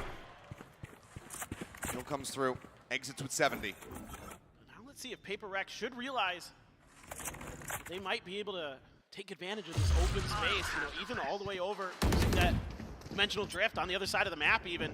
There's an opportunity here with this Cosmic Divide to at least get a plant down, possibly set up for a post plant for PRX. Calm is here, kind of potentially do some damage with those shock darts, and you can see a little bit of a more open plant for PRX because of that. Call it the Neo default right here into the open. Single Nano Swarm set up here. Trying to defend it. Hot hand still from Jing is available. CG now arrived at the side, but Ethan going to be the first one to fall. Forsaken finding the opening elimination. Shock dart down, just trying to clear out that util. So now Nano going to be taken away from them. Run it back, still going to be held in the back pocket here for the side of Jing, and now he's going to start pushing forward. They clear him out, just a spray through the smoke, gets him off the spike. They haven't held at the half. The push up comes through. Jing now swapping over to the Sheriff. Ends up getting snapped back, but Demon 1 all on his lonesome with 49 HP. Spots one, gets the headshot, knows that Mindfreak's up front, or in the back, and Devi is up front, up close. Swings the corner, takes him out. 6 rounds now established for PRX as Devi will go down to the spike. At least there wasn't an op in his hands this time. True. Something now going to have the funds for that operator. This guy can make magic happen on the attacker's side. Shorty in the back pocket, I am sure. Bladestorm as well to back it up. Forsaken, one away from a lockdown. Couple big ultimates though. Bustio also one away from his lockdown. Jugamo one away from that Cosmic Divide. Blades for Demon 1. So it has to be an eco here for the side of EG. And they're just going to try to go for a mid crunch. And they're just going to leave Mindfreak behind to watch this flank. Right in shops. Something. He's going to be looking. See if anyone's going to try to contest him. Lockdown now available. Freebie pickup there for Forsaken. He's just going to use it right off the rip. Rotation's beginning to come through. Mindfreak in this corner. Not going to be noted by that alarm bot, but you can see that Bustio is not looking to play off the back of it. Going to advance forward. Mindfreak just trying to creep away. Knives out. Demon 1. Initial contact. Managing to find one. Will get the tame, but there's no way to punish him. Ethan in the meantime going to be taken out as Comp comes swinging out over the top. It's a falling. Forsaken guns down 2. Jogamo answering back. Now Devi. Finding another, just keeping them in disadvantage. Demon 1 needs to go demon mode. Finds himself a second. Gets in onto the spike. A quick tap. The up shot. Not going to be connecting. Something now pulling out blades of his own. Wants to try to push up against the wall, but Demon 1 takes the fight to him. Guns him down. Jogamo now holding onto this one as Demon 1 is keeping Mindfreak busy. He's all on his lonesome. He's chasing around the back, and they're just running out of time. A monstrous round here from Demon 1 to get the MasterCard thrifty. Bring EG up to 4. So beautifully played by Demon 1 here. He's going to get the op as the cherry on top for that just stellar Bladestorm. He is just isolating players from PRX and picking them off one by one and then anticipating the push-up from something there. Gets the right click and takes him down. Huge, huge round now as EG able to stabilize, able to find some footing off of MasterCard Thrifty. And we are game back on. Demon 1 now. Gonna be trying to watch mid with this operator. Ooh, so close. Gonna be pushing up into Link. There's no one there. There's no turret. The full Killjoy setup is ready for aim main as well as Art. Hot hands down, pop flash around the corner. You know, swarm in as well just to try to flush Jogama out of position. And it does so. Demon 1, does he want to re-aggress? Now that is alarm bot there on the corner, so he can't really push up as far as he would like. Now it should kind of give him the read. You know, he's going to maybe clear this alarm bot, but that somebody's not super likely to push up off of it. It's going to alert PRX to the presence of that op. Are they going to be able to have the utility to clear this? Seekers are out. Seekers come out. Oh, maybe Demon want to take the shot to try to clear them all out in one go. Lockdown as well going to be used, just trying to force him away, make this site completely unassailable. Demon 1 creeping forward, getting tagged down to 29 HP. What is Jim doing? Narrowly makes his way out of there, but I mean, they pushed forward here to try to get the plant down and nearly end up getting detained. Oh my god. They waited out, flashing to the back, but Demon 1 still gets the shot across. Jing gonna be taken out. The spike now on the floor as Busio finds Forsaken. Recovered by Divide. Could try to make his exit, but with 20 seconds remaining, they actually basically just have to commit to this side. Demon continuing to hold the angle. They force him back, but they still don't get the punish. Oh, Busio! Swinging out of the smoke, still somehow comes away with the kill, and there's something. 10 seconds left. He gets 3 to keep him alive, and Demon 1! He falls low, but he stands tall until the end. And EG continue to fight back now, potentially tying it up at 6-6 at the half. And I think just a little bit too much W key gaming here from PRX. As brilliant as they've been on this attacker side, as powerful as they can be, once Demon 1 has that op, once that lockdown comes in, they're all just kind of funneled into one angle. And even if you try to flash them out, Demon 1, we've already seen it a couple times today, that he's still able to find those timings, find those shots. So I would have liked to have seen maybe PRX kind of pull back off of it. I kind of have a feeling Alex might too. We don't need audio for that one. Nope. You don't need to be a lip reader either. A double operator set up here for EG. Boostio keeping one here on this A site now. They're very well aware of it. And an Odin for Calm as well.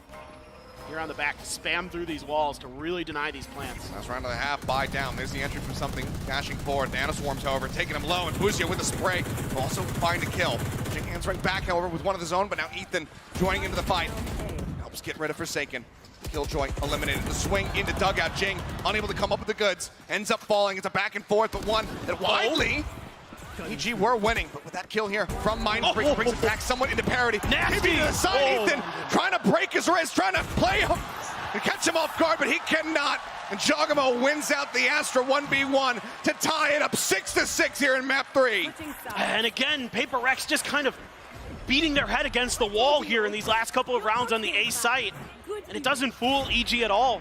They're able to commit their resources to this. That Odin spam, the crossfire angles set up, just really shutting this down. Reading this round so well. And Ethan almost gets away with the backstab there, but somehow Mindfreak's able to respond to that. With Ethan having just an unbelievable half on this Yoru. Just brilliant stuff.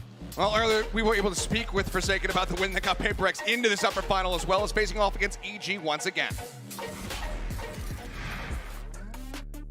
Loudless just destroying us on split alone. But general, I think we're kind of like play so scared on that map because we don't like used to split. But I would say for our playstyle, it's not only with W gaming, but we also play with their mind, which is sometimes we can like we do fake or whatever, so it's not only like W gaming and stuff. We have Jing, something, Davai, Mindfreak, and Forsaken in the team, which is this all player is really good at aiming.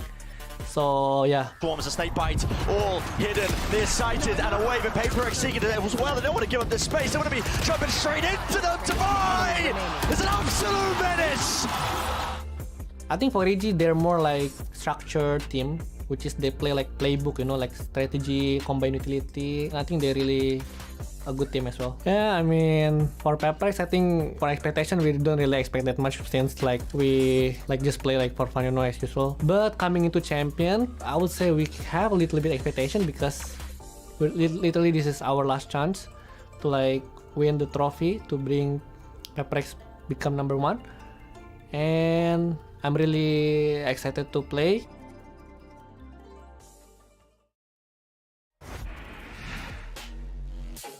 Everything to play for now as we go into this second half here of this final map between these two squads. PRX desperately trying to get themselves some revenge after the loss over at Masters Tokyo.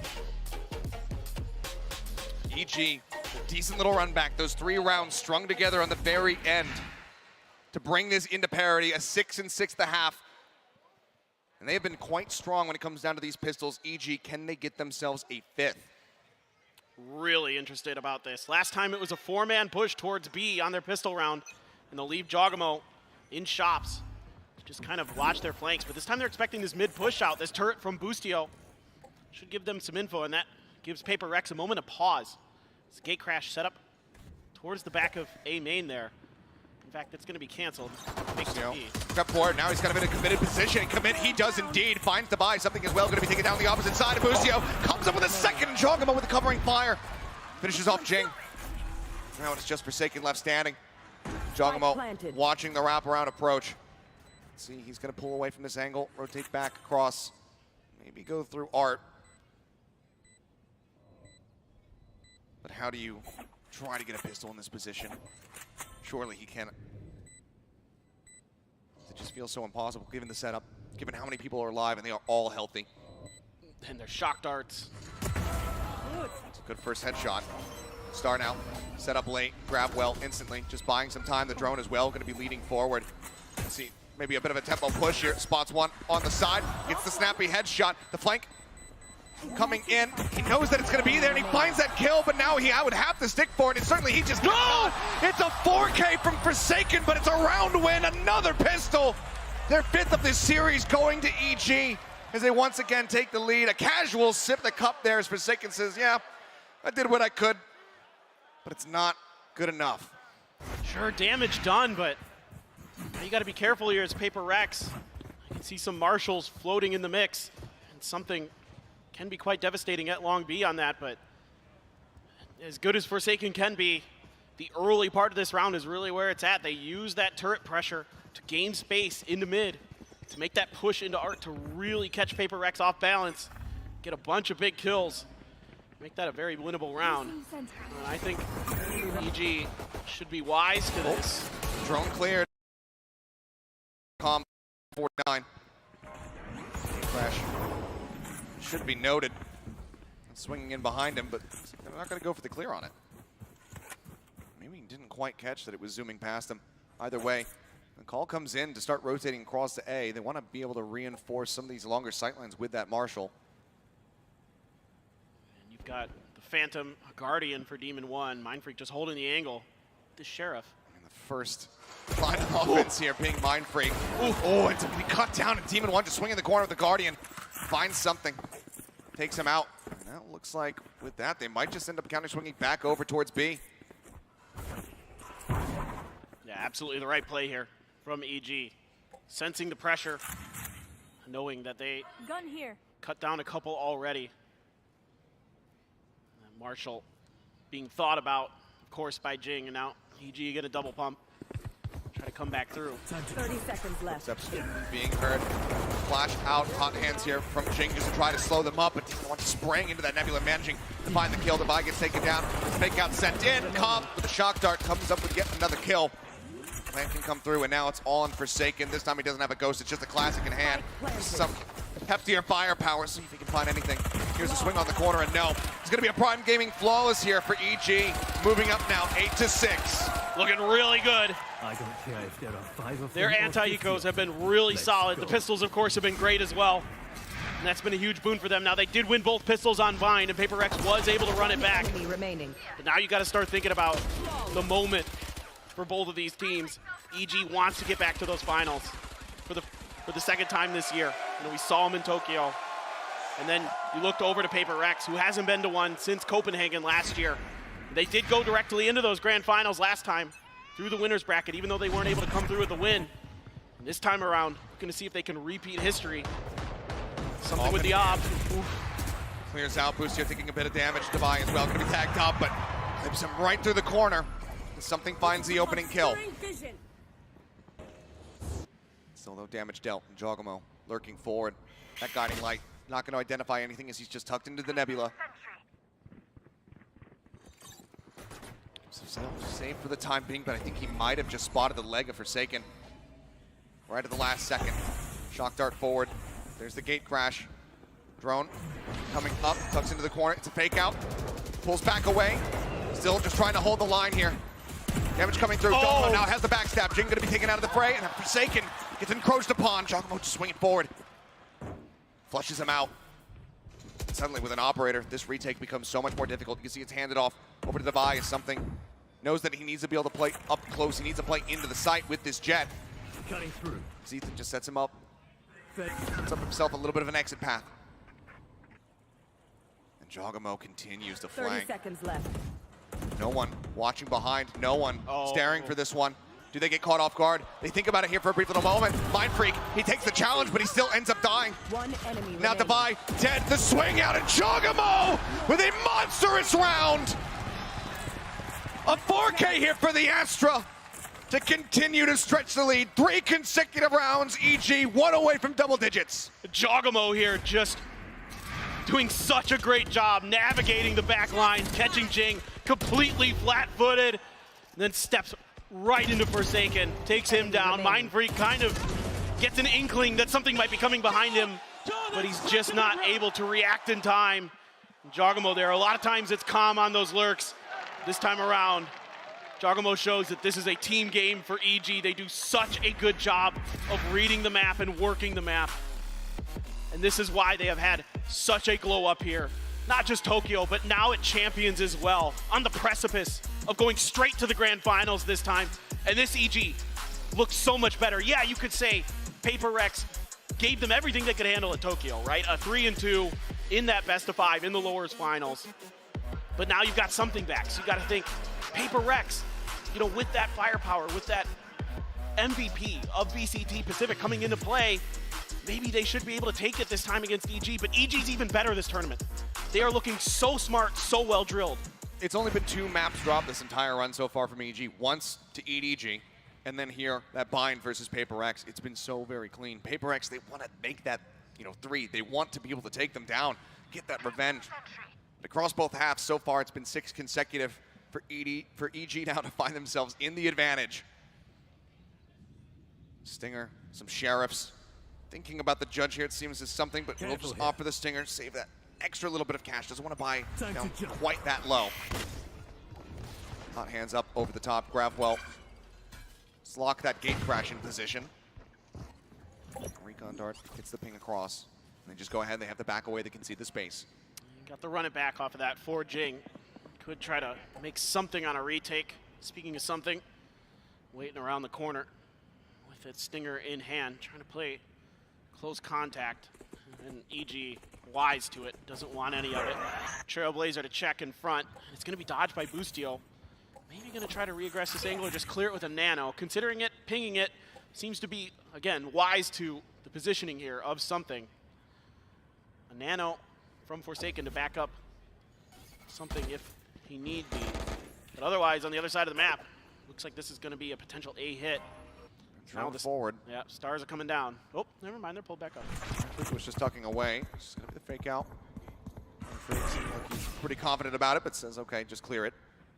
He keeps his position unknown for now. Ethan only really learning that's going to be one on the flank. 30 First seconds challenge coming left. through, something continuing to hold the door here. It's Boostio. But that Guardian needs to try to line him up, but can't quite make it happen. Something gets the kill, tagged down to about 50. Still does stay alive. Doesn't recover the weapon, sticks it with the Stinger. Shock darts forward, a little bit of damage forward. On to Forsaken, flash in. Calm, steadying the M, finds that elimination. Now the man advantage going to be here for the side of EG as Demon One pushes forward, knows exactly where Jing is coming from. Takes him out. And now it's all on Mind Freak having rotated over. Cosmic Divide makes it 9 possible.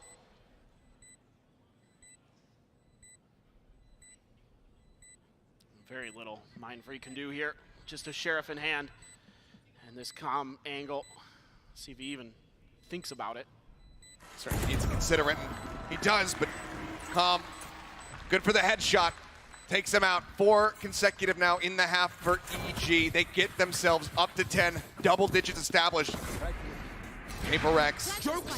They're going to have a run back. They need to begin it right here, right now, because again, yes, it was not with something in the Ross, but the last time they played versus PRX on this map of Pearl, it was a 13-6 victory for EG. Certainly, you would think that PRX, I don't know, maybe they need to get aggressive. Maybe they need to start this W key engine. See if they can get it fired up. Right now, a little bit of a delay here from Ethan.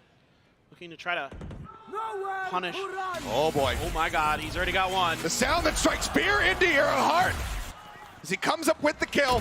Mindfreak going to be taken down. Something still challenging over here. Does not dash out, doesn't get the opportunity. Ethan takes his head clean off, and once again, Evil Geniuses continue to press forward.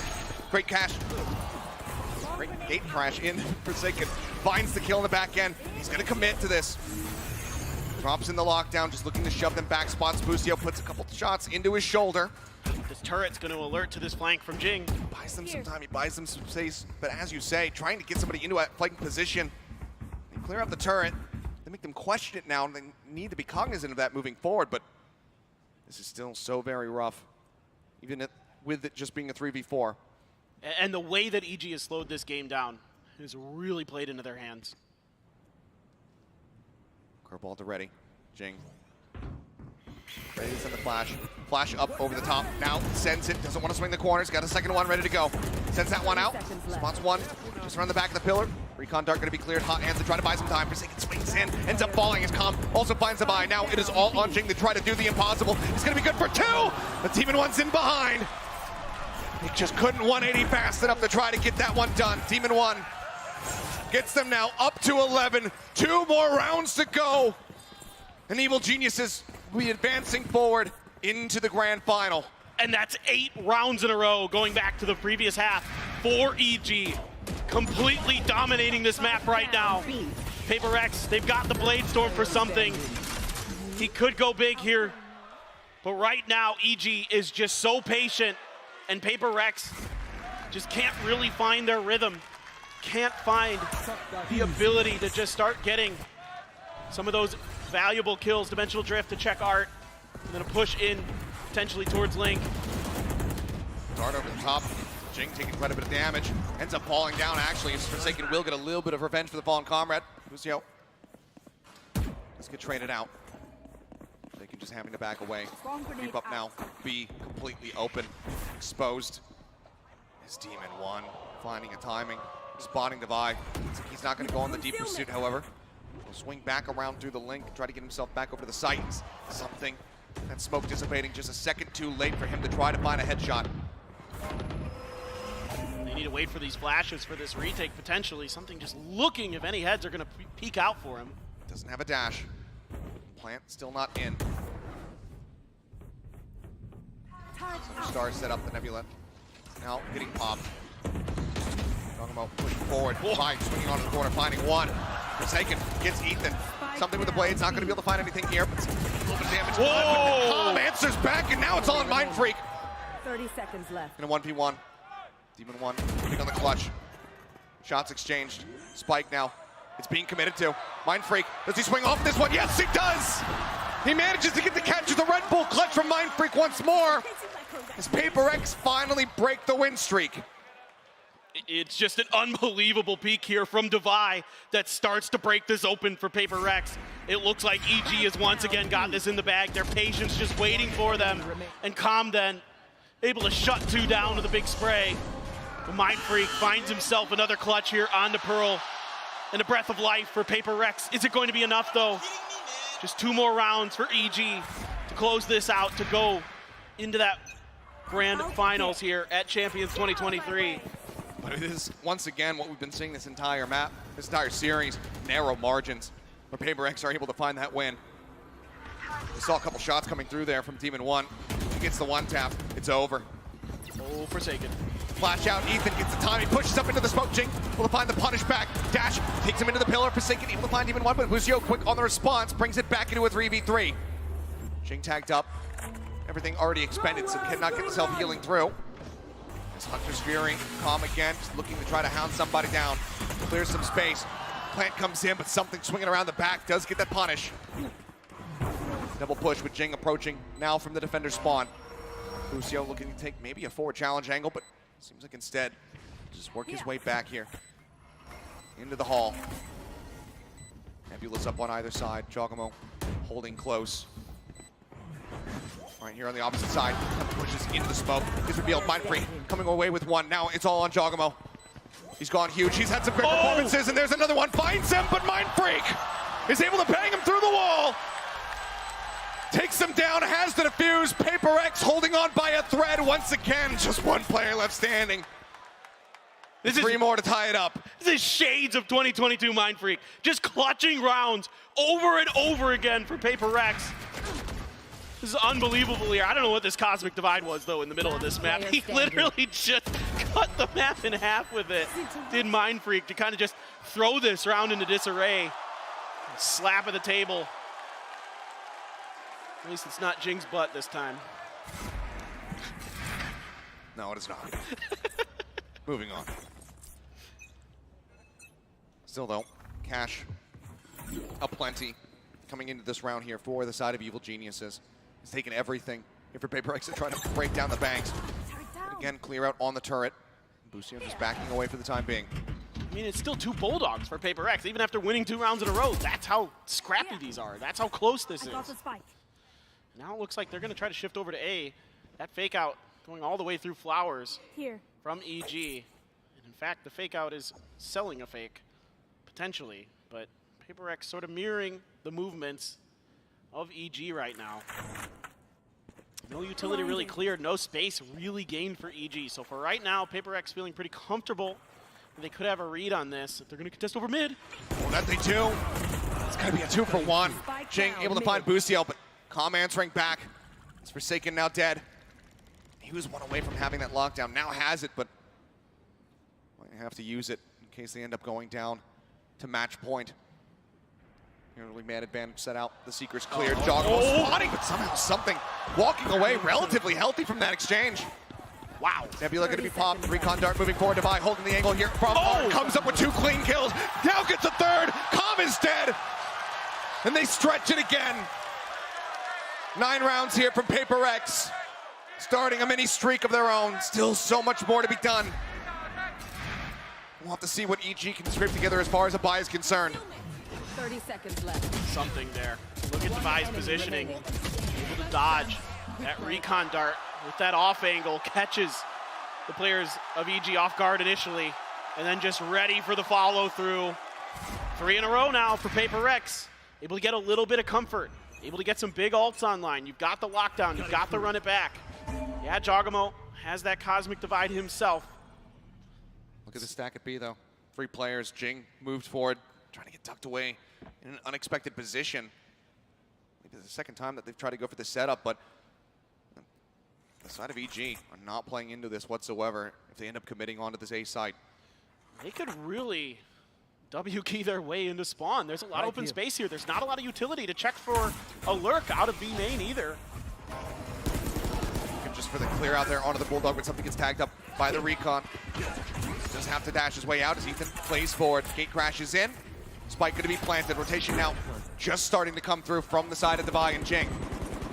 Pull back into Art. Sight very much here in control of EG. Expecting the lockdown. They have the star set up as there's the run it back. Jing just wanted to be able to snap back into it. A safe position. Swings in, finds one Forsaken there. On the counter swing forward, something. Catches Bucio as well.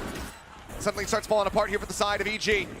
Jogamo going to be trying to spray. Manages to catch one. The Jet going to be taken away. Still 4 members that try to chew through him. They're just holding this one for the defuse. They cannot interrupt it. Jing with a 3K. To get 2 steps closer to having that next run it back available. And PRX also get up to double digits. 10 rounds locked in, 1 more to tie us up, and a timeout call for EG. Oh, what a beautiful retake here from PRX. Kind of reading the situation so well. EG pulls back, expecting that lockdown from Forsaken, already giving up that space, getting ready to try to play for post plant, but you've got to run it back, which means you can cut into those deep back lines, maybe even get yourself set up for the lockdown potentially from Art, but instead, PRX just runs him over. The bulldozer comes through and puts EG down for one of these rounds, and my God, what it looked like, this has been so back and forth, when it looked like EG had this map in the bag, that they were going on to the grand finals, PRX now with 4 in a row of their own to answer back. The op is gonna be back into something's hands. Another dimensional drift for Ethan. So a lot of big ultimates gonna be coming into this next round. And you gotta be thinking here that PRX has some wind underneath their sails. And this is when they're at their most dangerous, when they're this confident. Absolutely. Love the timeout from Potter here to try to slow this down. Heard some conflicting chants there in the crowd at the end of the timeout. We'll see which team is able to absorb that. Put it to good use. Is that lockdown still in the pocket? Something with that operator always demanding respect. We'll see what value he can find as he gets ready to get posted up over here at 8 main. Dimensional drift. That thorn in the side from Ethan is available once more. TP's in behind the box. Something, reading it, spotting. Another gate crash having to be sent out just so we can get a safe exit perhaps. You're forcing some of that util out early. Flash even to try to clear this. Oh, something. Would have been the flick of the century. Yeah. He's been pretty good on a few of those. We've seen some. Oh, Forsaken. Just spamming through. Finds Jogamo. That takes out the smokes here from the side of EG. Making those approaches that much more difficult. Holding the angle, not caring about the Al drone, wanting to see if anyone's playing off the back of it. They continue to get information about something's position. Dimensional drift though, looking to try to reveal everything else. To tell all about the B site. Lockdown, fitted in. Recon dart cleared out. Clear onto the turret with the flash. Shoves Forsaken back off the angle. He gets a dink onto Ethan. Right through the top. Cannot find that elimination. They back away. No one going to be detained here on the side of EG as Demon 1 looks for a timing. Pushing through the link, but crucially, the turret gets set up. Forsaken accounting for this. Darts forward, trying to push them off that back pillar. Demon 1 now starting to rush in. Closing the gap, but it's an explosion of death as Mindfreak finds 2 and something comes away with 1. The defuse is already in. We're already tied up. And Demon 1 is the only one left standing as PRX delivers a gut punch to Evil Geniuses. And PRX is dodging these dimensional drifts so well, not giving over much information to Ethan. And this allows this lockdown to come through, well guarded by Forsaken, to buy them time to get into these positions, and then Mindfreak again, yeah. Just saying no more, we're cutting them off now. Blade Storm for something. And things starting to get scrappy here. EG, the money.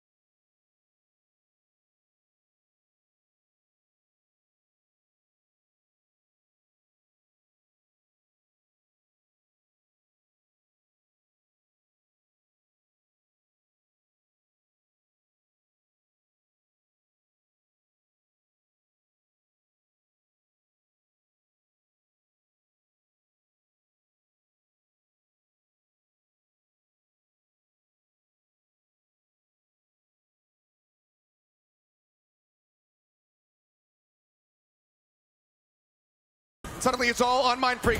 Pushing forward and he cannot get it done. Busio finds him. A 3K. as Evil Geniuses move up to match point. One more round is all that is separating them from the grand finals. And what a crucial round for Evil Geniuses to win. The economy was in the gutter. Big ult used here to make sure that they could get this done. The Cosmic Divide, the Hunter's Fury, the Lockdown, all in play. And they're able to get that round when they needed it most. I always get one. Able to dial up. It's not too complicated. It's the lockdown into the Cosmic Divide into a post plant, but they nail it. Now Jing wants to get an orb here, wants to get one away from another run it back. Mind Freak with a Cosmic Divide of his own. Of course, the Blades behind this, but he maybe under pressure shortly. Damage in, Jing swinging alongside of him and something able to find a second kill. Demon 1 and Busio both going to fall at the cost of this Phoenix. He's got the run it back available.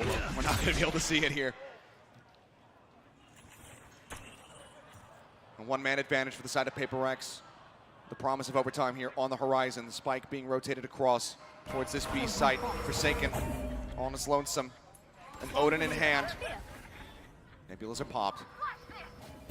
Swarm still available. Blades now coming through.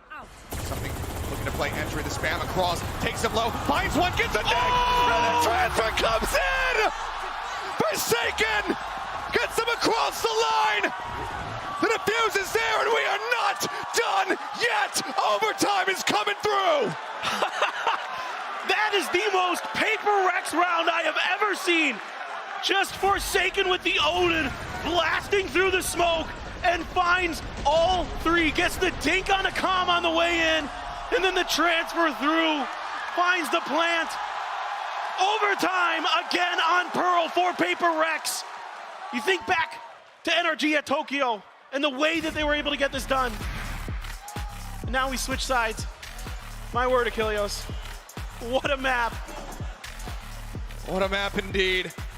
And what a way to close out this series with overtime. It feels like it absolutely deserves it. And I think no matter who you're cheering for, whether you're at home or here in the audience, you have to be entertained, because this is absolutely insane between these two squads. The back and forth, the run back from PRX to get us to this point. It's so much at stake. You know, EG, their story of the year, from zeros to heroes to villains throughout the year. Some pressure on the Bustio, stuck in the corner there with those smokes. PRX trying to crunch through in towards Link. Backs away, but the hit continues, and something he's found a timing up through Link. Mind Freak as well, backing him up. Takes out Calm. Ethan taken down. Mind Freak eliminates him. 2 players left now. So it's just Jogamo and Demon 1 to try to do possible run back here on the 2v5. Demon 1 now as well, approaching back through Link. Eyes on this one. Mind Freak cognizant of this, and it's going to be a flawless beginning for PRX here in overtime. Now, match point in their hands.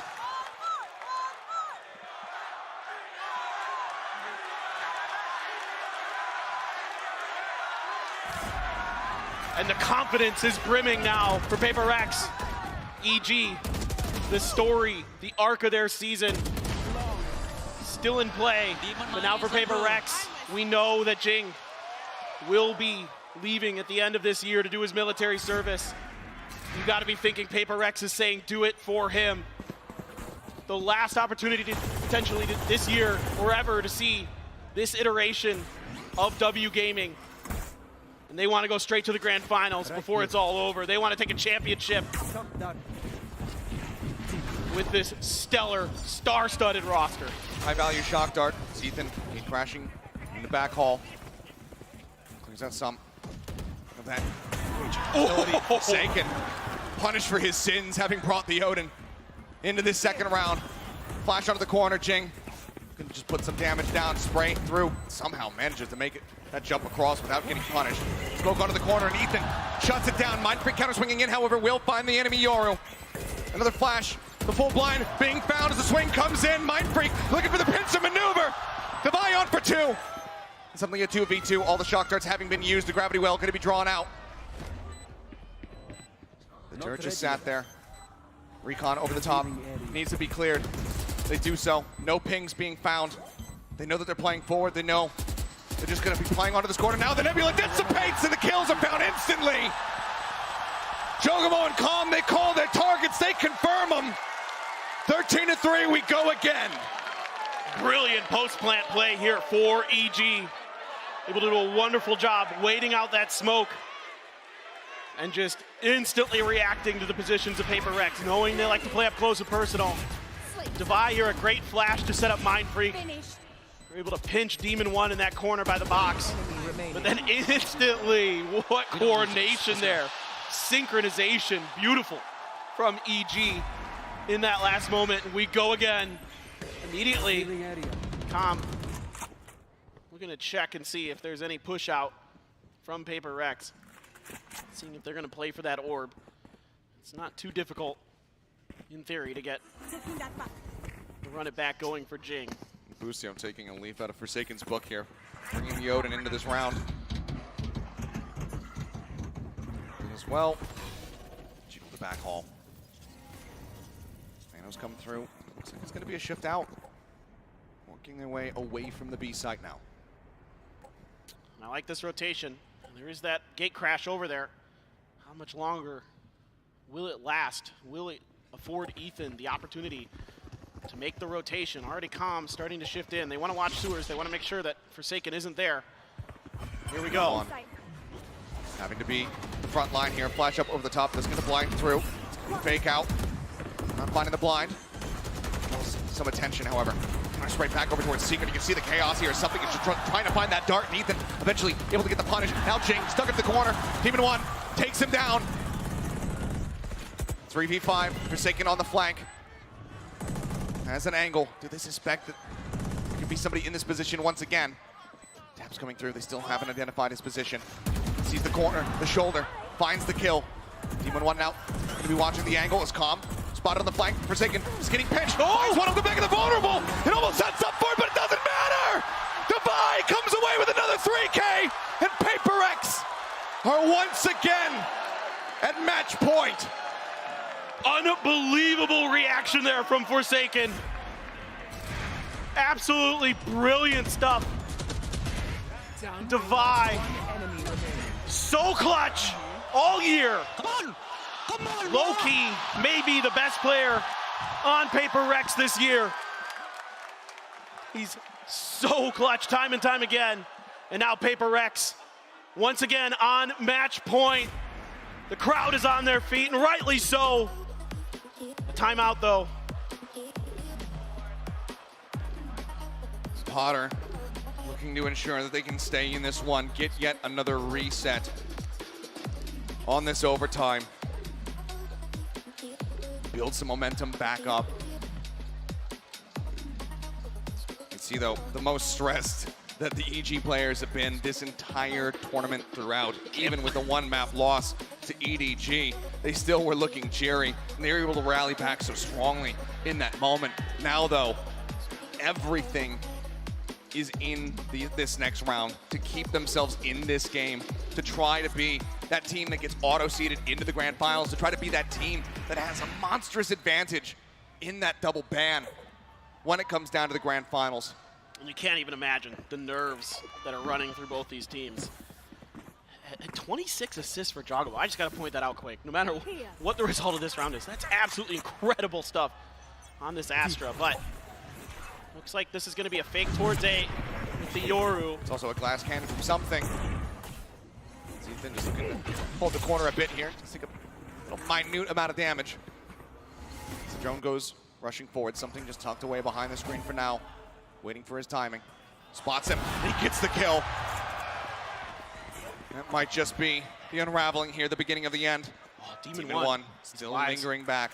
Has some high-low cover here as well as Jogomo is in position. Do they anticipate this push forward? They do not. Calm swings in. Something finds himself a second kill. Now a 3v5 just to try to get another overtime reset. The odds are stacked against Evil Geniuses. They've worked miracles so far here in this series. Can they deliver yet another one? The turret here, something shuts him down. Forsaken fights Busio, and now it's all on Demon 1.